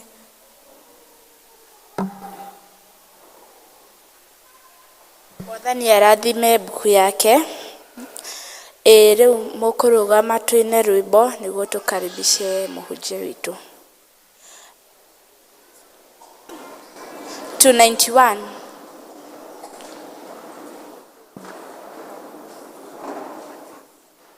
Tũkũina gĩbungo kĩmwe.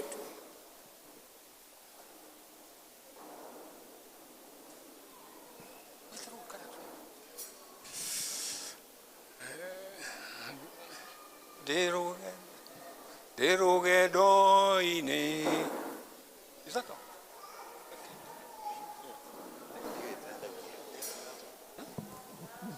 Exactly.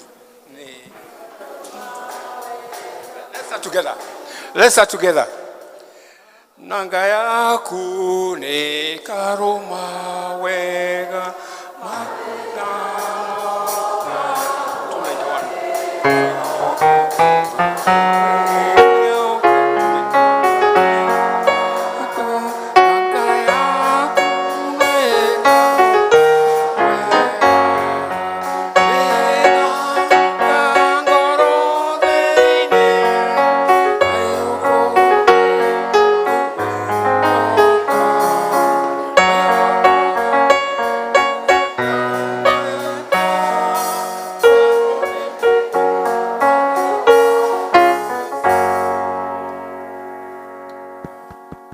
Let us pray.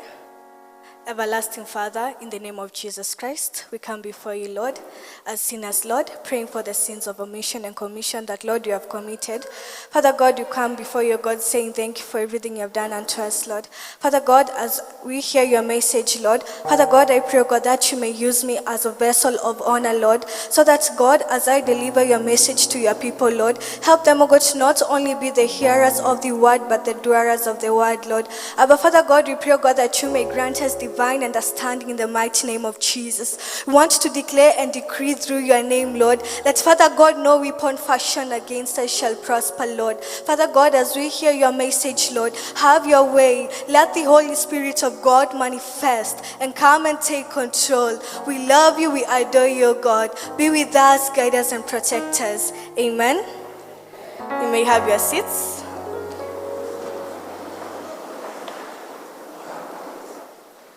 Wow, praise God, church. Praise God. Madhani agosho. Madhani agosho rege. Kwa maretwa jitago wagoi wa karaoke, kana hope, na demo honoku. Hapo tu ndio najua kusema ukweli. So anyways, before I get started, today is a very special day. 20th of August is my father's birthday. Elder James Karaoke Wandimi. I want to wish him a happy birthday. You're blessed, sir. Continue working for the Lord. Amen. So, people are asking, don't I have a mother? Yes, of course, I have a mother. She's Beatrice Somboy Karaoke, a very humble lady, just a member. Amen. But glory be to the God. So, today is Brigade Sunday, and I'm very privileged to be your preacher. My apologies. I promised last time when I was preaching that I will speak Kikuyu. But my Kikuyu is not working, so kindly grant me the permission. Amen? But I do believe that God will grant us all the same understanding, and something about the word of God that I like, it doesn't matter the language. You know, the language are only brought for easier understanding. But let me tell you, through the help of the Holy Spirit, even those who don't understand English, you'll understand. Amen? So, before I get started, when I start preaching, I love active members, okay? So, our theme of this Brigade Sunday is choosing to do the right. Tell your neighbor, choosing to do the right. Wow. So, before we get deeper and deeper into this theme, because it is an interesting theme, we want to define the term choosing to do the right. So, choosing to do the right, it is the act of an individual, not an individual. An individual means one person, not as a family, not as a congregation, but one person, one follower of Christ. Amen? Meshika paka hapo. Wow. So, as an individual, making a lifetime decision and deciding to do what is right before the eyes of the Lord, changing from the filthy and ungodly ways and following Christ's pathway in the roots of righteousness and purity. Najua naongea kizungu mingi sana. I'm sorry. So, roots of righteousness and purity. Here there are three main words that we want us to check before we get into the verse. So, doing the right. Tell your neighbor once more, doing the right. Tell your neighbor again, choosing the right way. In the root of righteousness and purity. This is when you come and decide as one person, you want to decide that I am tired of living as a sinner. I'm tired as living as a slave. I'm tired as living as a lost sheep. I want to follow Christ. I want to follow his ways. I want him to come and change my life. I want him to come and take control. Wanting the Lord to come and take control. Amen? So, our theme comes from the book of 2 Kings chapter 22. And you know, when I was reading the Bible, this story is very, very interesting. It's about a great king. What do you say that in Kikuyu? A great king.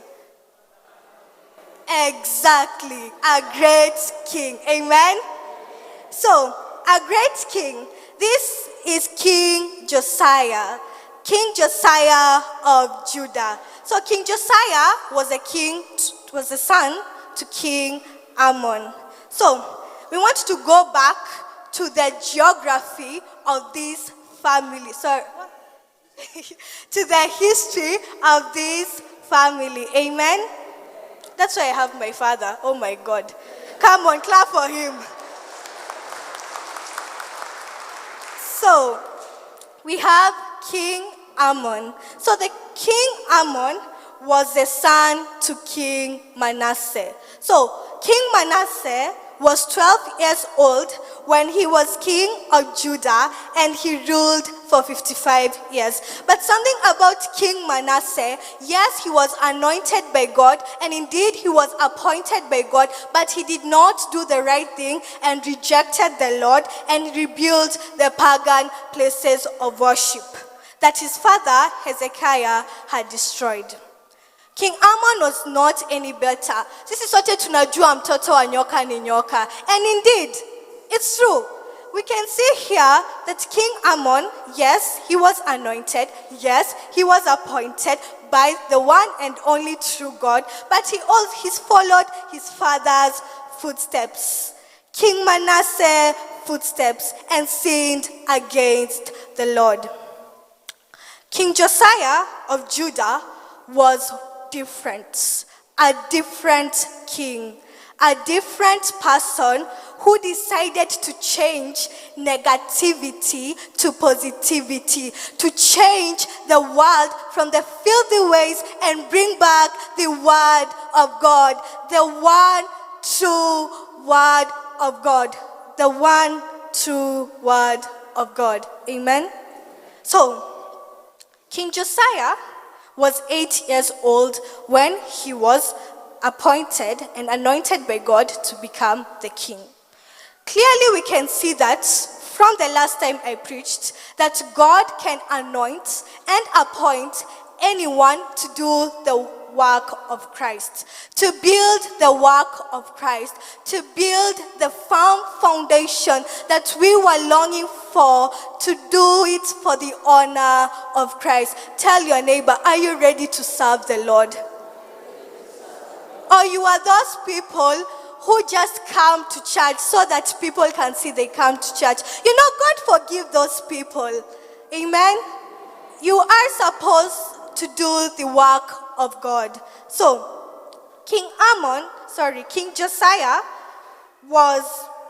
he ruled for 31 years. So, Josiah did what was pleasing in the eyes of the Lord, and he followed the example of his ancestor David, not the example of his father, King Ammon, but the example of his ancestor, King David. So we want to go back, and I want to see if all of you were concentrating. So what is our theme? What is our theme? Who are we talking about?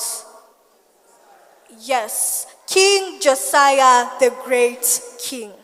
So, most of us think that Josiah would follow his father's footsteps and continue with pagan worshiping. But something about Josiah that should encourage us as children is that it's not a matter you follow your parents if you know they're doing the wrong thing, right? Because you can't follow something that is wrong and you yourself, you have the consciousness that that is right. So, we have 3 important points in this story. Josiah did what was right and did not follow his father's footsteps. Kindly repeat that.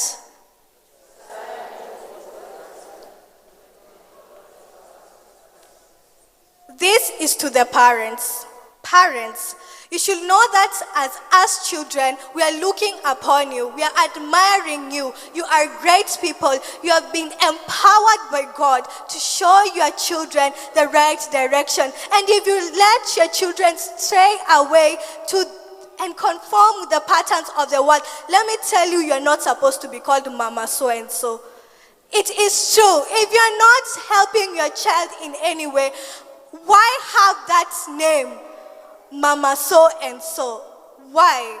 So, parents, let us teach our children the right. And also parents, let's do the right. Because, most of us think because now we are parents, we can't do anything. Also, parents get lost. And also, parents get lost in Christ and turn away from Christ and start doing things that are not pleasing in the sight of the Lord.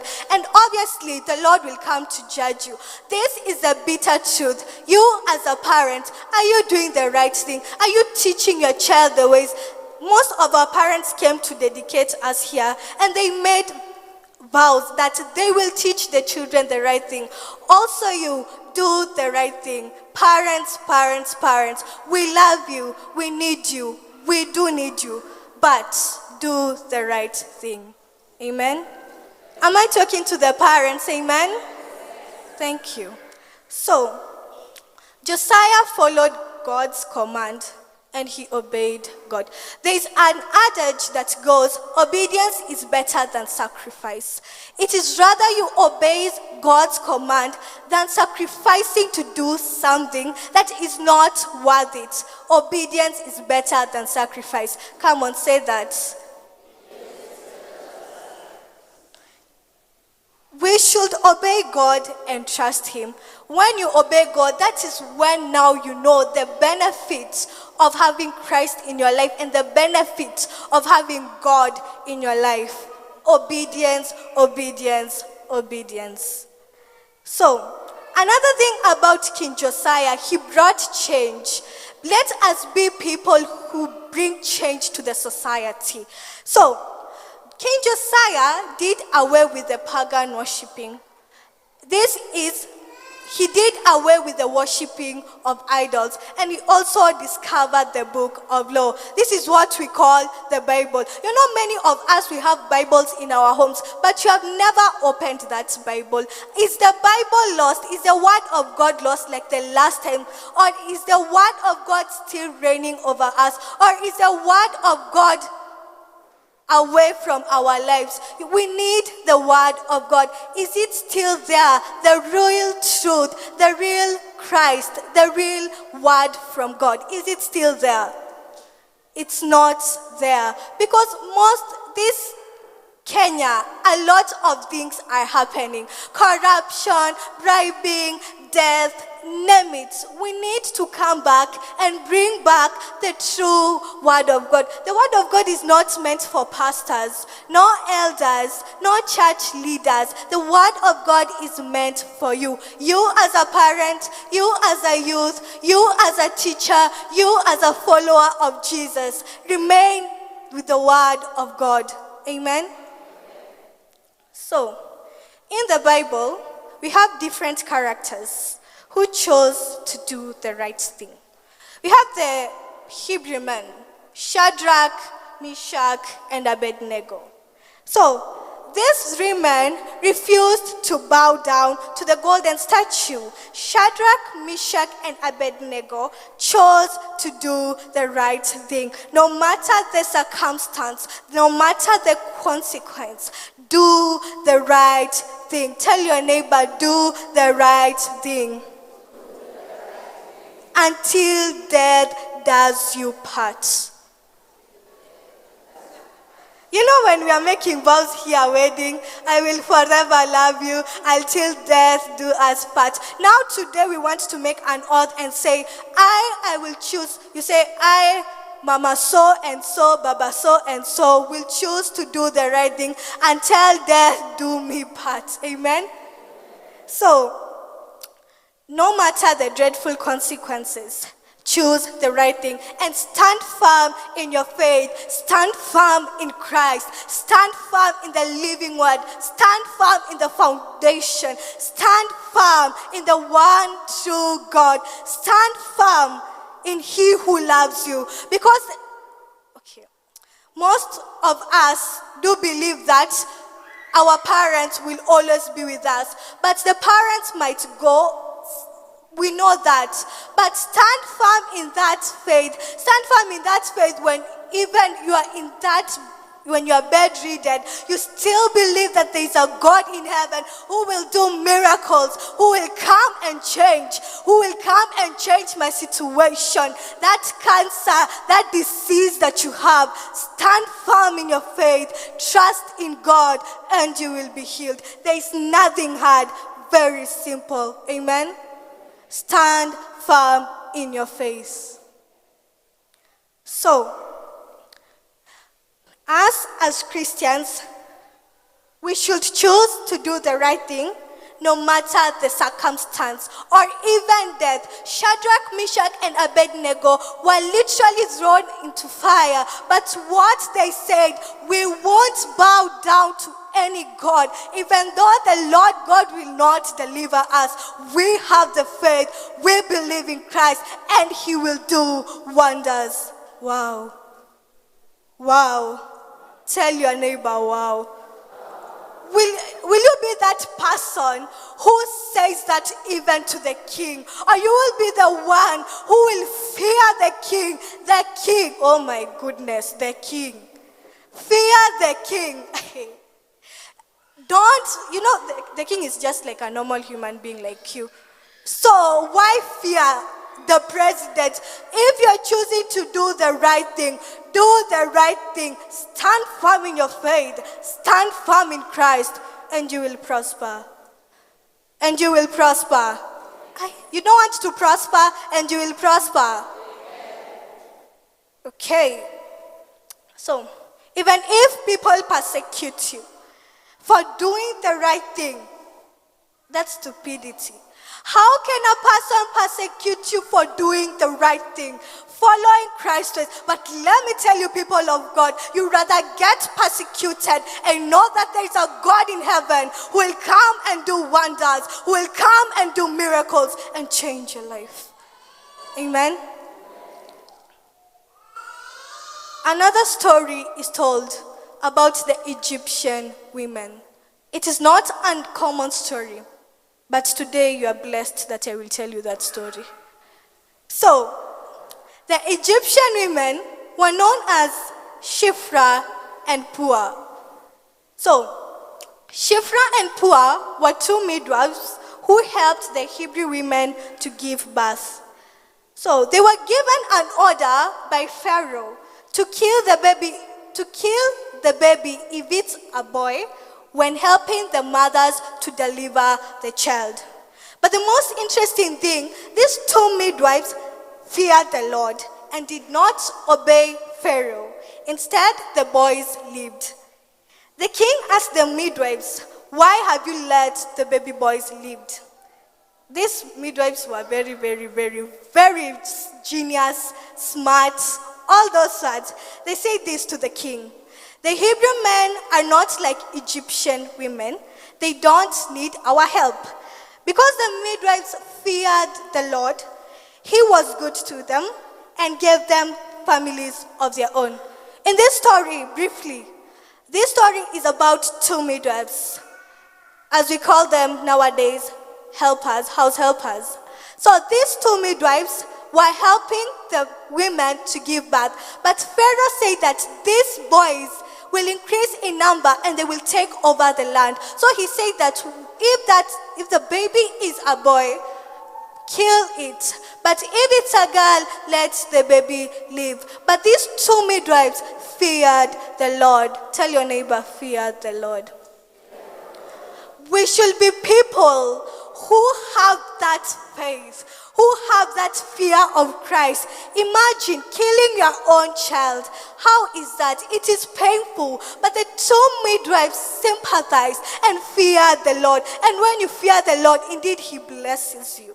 So we can see at the end, the two midwives were blessed and God gave them their families of their own. Imagine just protecting 1 or 2 babies, you get blessings. Blessings by fearing the Lord, not doing church work, just fearing the Lord. Fear the Lord. Fear the Lord, people of Christ. Fear the Lord. This is something that is eating us up as believers. Fearing the God, the one who made you and the one who will take you back. Fear him. Fear him. Fear him. So, the other main verse comes from 2 Timothy 3:1-5, and it says, remember that there will be difficult times in the last days. People will be selfish, greedy, boastful, conceited. They will be insulting, disobedient to their parents, ungrateful and irreligious. They will be unkind, merciless, slanderous, violent, and fierce. They will hate the good, swollen with pride. They will love pleasure than God. They will hold the outward form of our religion, but reject its power. Keep away from such people. Semeni ishindwe. Semeni ishindwe. This is a verse that is talking about people, the last days that we were talking about, the last days that are written in Revelation. You can check if you have a Bible. The last days, this is when people will change. Watakuwa wanyama. This is when people will do harmful things to others. They will be lovers of money. They will be all those bad things. They will be violent. They will be greedy, selfish, brutal. They will be swollen with pride. But let me tell you, people of God, you will not be one of those people, because you fear the Lord and because the Lord is your protector, that no weapon fashioned against you shall prosper. These last days we want to declare and decree that through God's word that we will keep away from those people and that we will be protected. Amen. So, in this world, we often as teenagers, children, youth, adults, parents, and young adults conform with the patterns of the world. Most of our young people, this is very painful, gotten lost in drugs, immorality, LGBTQ, and others. Our young people are lost. Where are those people who used to serve for Christ? Wamepotea kwenye gizani, but we need God, and Christ is a light, and indeed He's a light. And we want to say, those in drugs, those in sexual immorality, we want to declare and decree it is defeated. Our young people cannot go away. They are chosen generation. I repeat, chosen generation. At young people, if you are here, if you are not, we want to say that we want to congregate with the psalmist and say that no weapon fashioned against us shall prosper. Young people, you are blessed. If you are into drugs, stop. Young people, God needs you. You are the future generation. You are the one who will serve Christ. You will take control in the kingdom of Christ. Parents, if you have young people, encourage them. They just need your help. Those who are lost in drugs just need your help. Just a word from you. And let me tell you, they will take charge and they will change and you will see miracles and you will thank the Lord. Amen? Sadly, our parents too, we are lost, completely lost, but the light is Christ. So, parents, they don't do the right. I won't say all of them, but some. They engage in drugs, bribing. Some chase their families. Some divorce their wives. Some kill their families in their light. Parents, parents, parents, don't harm your families. Don't do wrong. Choose the right. Believe in the one Christ. Change. If you are into drugs right now or you are thinking to divorce your wife, let me tell you, change. Change. Change. These are the last days. This is when judgment comes. I want to tell you, parents, change. We cannot be living like this. We cannot be living as slaves. No. Change. Also, today's government, the leaders make unfulfilling promises. They just make bribes and bribes and bribes, full stop, nothing else. And we have witnessed that in the news. Corruption has been our portion. People of Christ, will we let corruption be your portion and take bribes? Really, people of God. But the word of God is encouraging us in different stages of life to walk with Christ and do the right thing. Tell your neighbor, walk with Christ and do the right thing.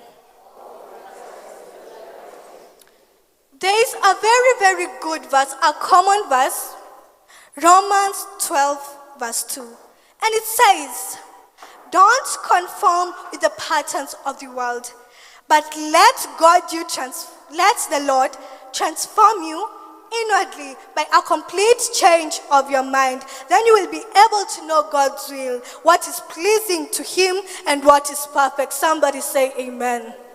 This word of God is encouraging us that don't let the world change you, but let the Holy Ghost, but let Christ, but let His power transform you spiritually, mentally, physically, so that you'll be able to live a life in the will of Christ. Amen.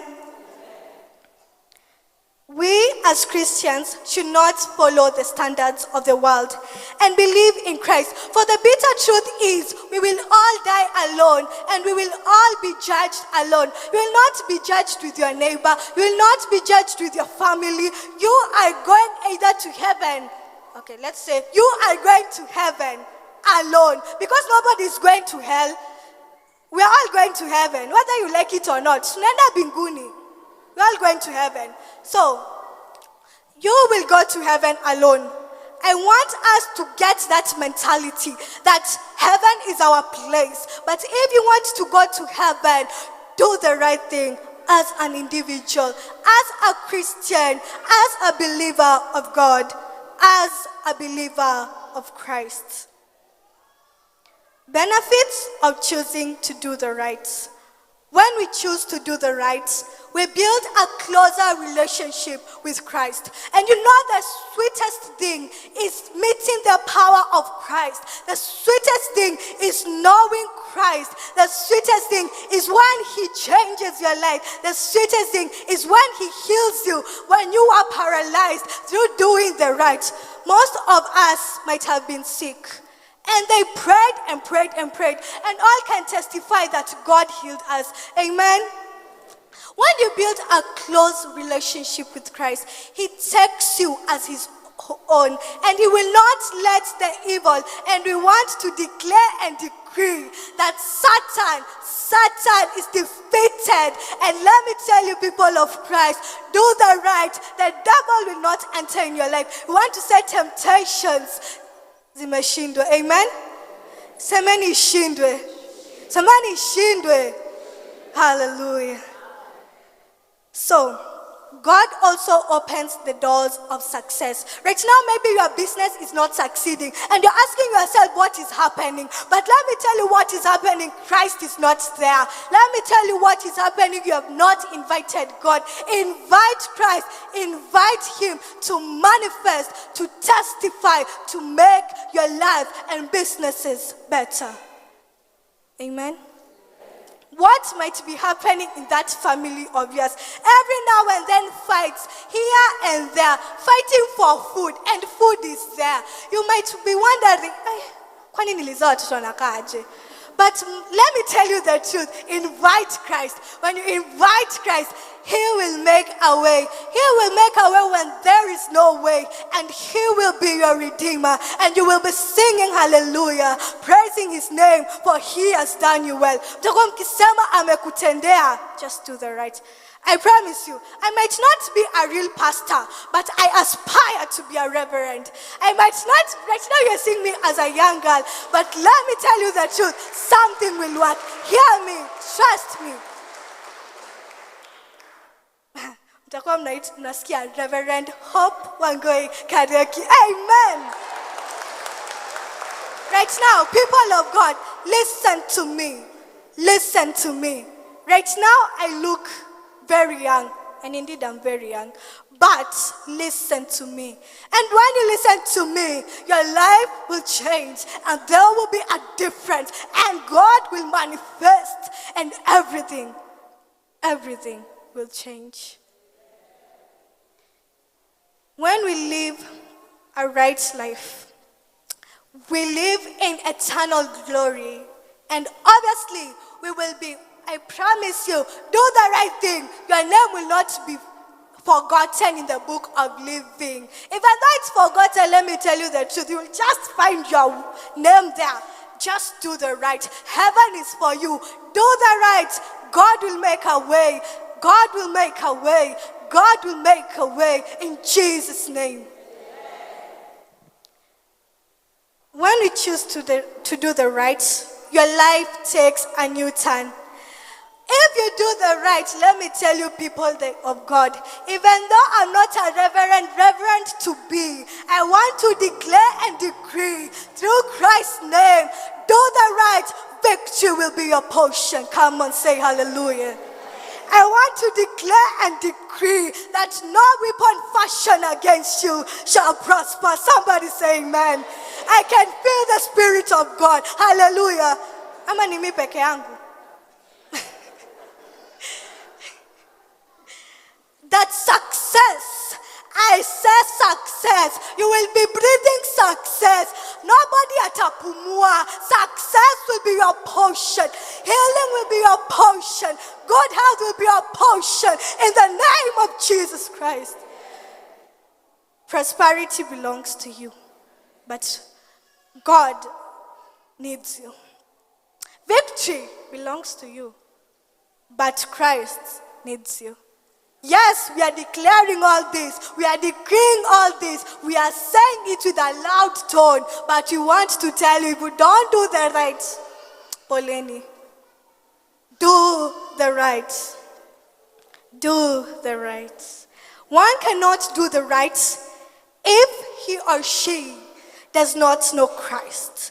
If you don't know his love, if you don't know where he removed you, where you were bedridden, if you don't know the benefit, if you don't know Jesus, let me tell you, doing the right, it will not work. But you need Jesus. You need salvation.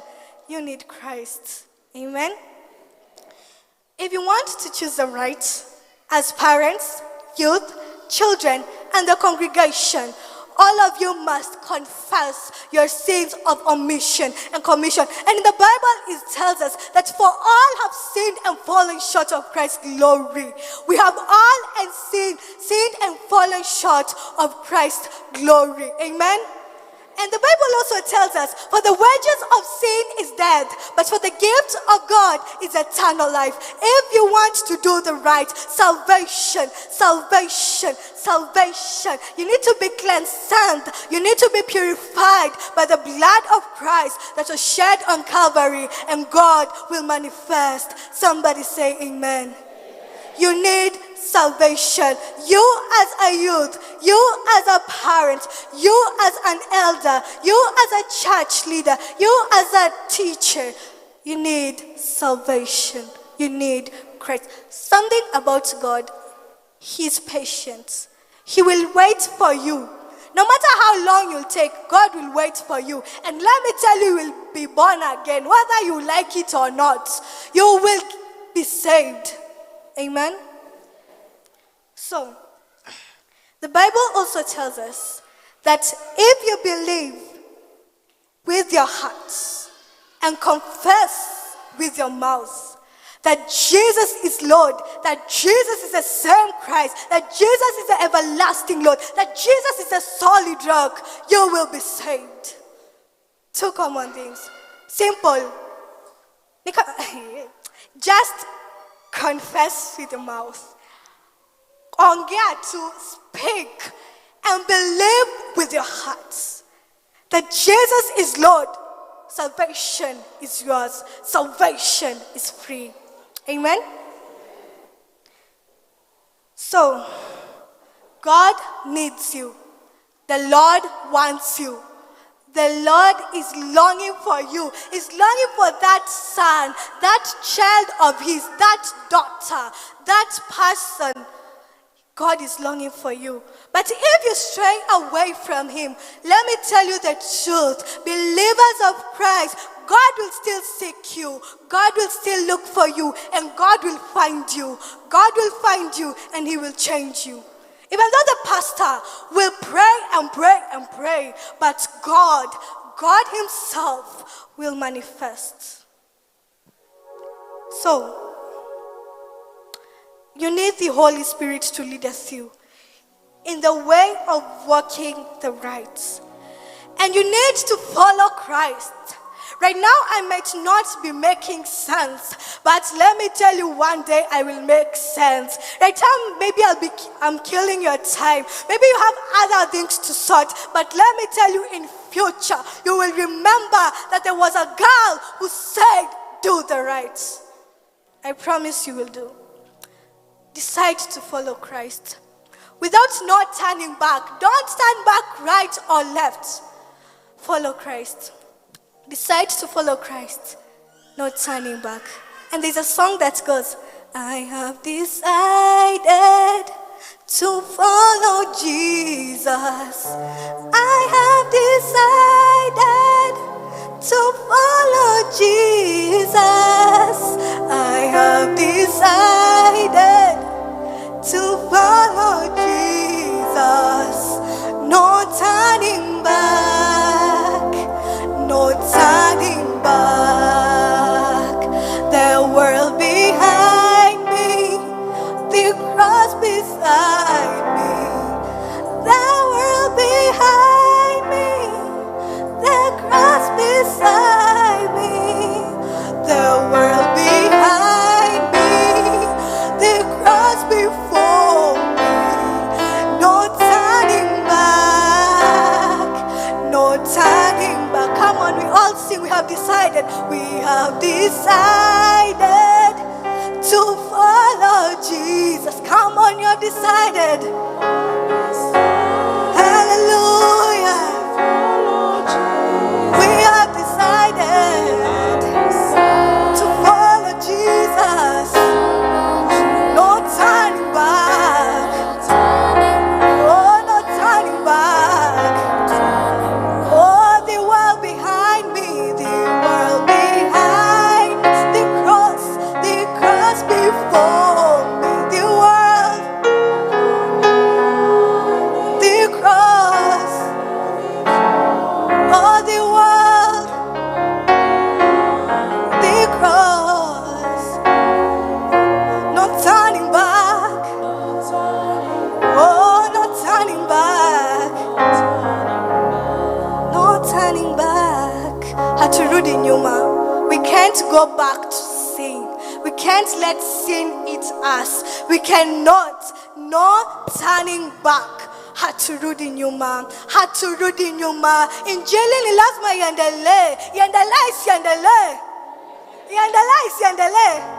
Huku tutafanya kama ni maandamano. Iendelee. Hallelujah. Come on, clap for Jesus. Hallelujah. Wow. We can be good politicians. Well. Anyways, God is happy. Wow. At this point, we are almost concluding. And at this point, I want you to take a minute or two as an individual, and don't look at your neighbor. And I want us to take this minute and just pray to your Maker. Don't look at me. This minute, I want us just to pray. Pray for forgiveness. Pray for forgiveness, for we have sinned against Christ. But in the Bible, it says that Jesus is the way, Jesus is the truth, Jesus is the life. And no one can go to the Father without him. In the mighty name of Jesus, that Jesus is your peace, that Jesus is the one who will come and take control, that he is the one who will lead us through. amekutendea mema. Mpe sifa. There's none like you, Christ. I surrender all. I surrender all to Jesus, precious Savior. I surrender all. We surrender all. We surrender all to Jesus,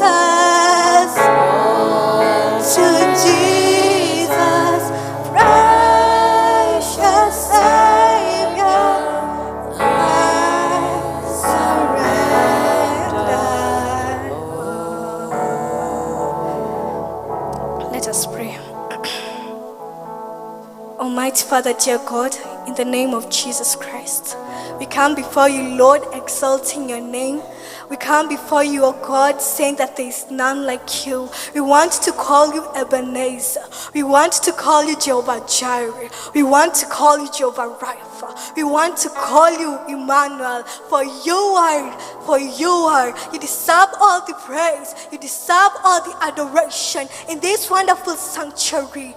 Blessed be your name. Holy Spirit of God, we come before you as sinners, praying for the sins of omission and commission. Lord, Father God, we have sinned against you, Lord. In the Bible, it is saying that, Lord, we are sinners. We have sinned against you, but we ask for your will. We ask for your salvation. We ask that you may manifest. You ask that you may cleanse us with the precious blood of Jesus. We need you, Christ. We need you, Lord. All our lives we have been saying, Lord, that, oh God, we need you. Takuhitaji Baba, takuhitaji kuja utuguse. Come and take control. Holy Spirit of God, manifest. Holy Spirit of God, come and reign. We pray for salvation. We pray that you may purify us with the precious blood of Jesus that was shed on Calvary, that, Lord, you may have your way. We want to say, Satan, you are defeated 2,000 years ago. And Father God, we want to say that no weapon fashioned against us shall prosper. In the mighty name of Jesus. In the mighty name of Jesus. Holy Spirit of God, we have sinned. We pray for forgiveness. Tuhurumia Mungu wetu. Tumetenda dhambi. Father God, we are sinners. We are lost sheep. We need a shepherd to come and guide us. Holy Spirit of God, take charge. Oh God, we thank you for this wonderful day. Thank you for each and every one of us. Thank you for us as youth. Thank you for us as teenagers. Thank you for us as parents, us as adults, us as young adults. We pray that, Lord, you may not leave us, Lord. Father God, we want to declare and decree that, Father God, you will be with us. We want to say, God, that, Father God, victory is our portion. That, Father God, whatever we do with our hands, Lord, shall prosper. In the mighty name of Jesus, we ask for you, Lord. We need you, Lord. We are seeking your face today. We want to say today we are changed. Everyone is changed, Lord. He who has heard my message, Lord, we want to say you are changed. We want to say that you may redeem us. Holy Spirit of God, we pray that you may take control. We want to declare our country, Lord, that, Father God, we have sinned against you, but God, you may have your way. Manifest, manifest, manifest, oh Lord. We need you, Christ. Oh God, we glorify your name. Thank you for this wonderful congregation of believers. Thank you for everybody, Lord. We exalt your name. Father God, thank you for the word, and thank you for using me, Lord, as a vessel of honor. Glory be unto your name, Lord. We pray that we will choose to do the right. We want to dedicate this week, Lord, and other years to come. We want to say that, Satan, you are defeated. We want to say that you may protect us with a hedge of fire. We want to pray that the Holy Spirit, divine Holy Spirit, take control in the mighty name of Jesus. We surrender all. Guide us and protect us. Lead us. Amen.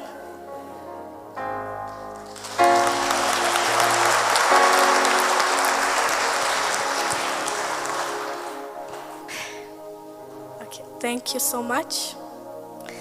I'm blessed to be with you all. It was a wonderful thing.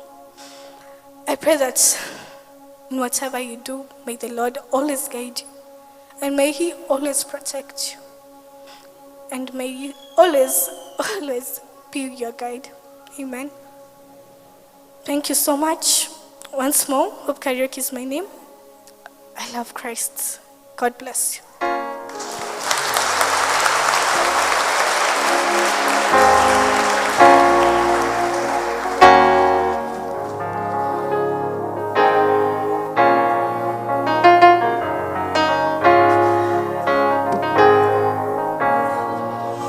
Thank you muno Hope, Ngai akũrathime na ũgĩe na maũndũ maingĩ mũno ũgũtũnengera. Rĩu nĩtwarĩkĩrĩria gĩthomo gitũ na thank you, niĩ ngũmũtongoragia njĩtagwo Lucy Njoki wa Njeri na Ngai amũrathime. Amen.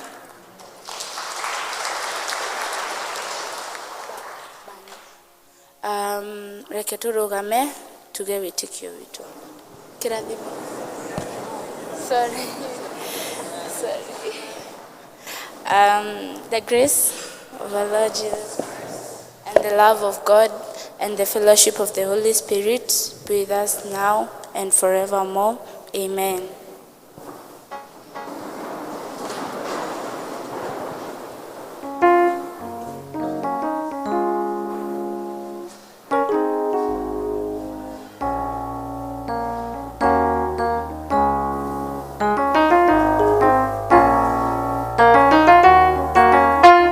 Muno tondũ nĩ mwakirĩrĩria service ĩno na Ngai atũre amũrathimĩte. Amen. Rĩu tũkũhingĩrio nĩ band tũkĩtwara ibuku vestry. Thank you.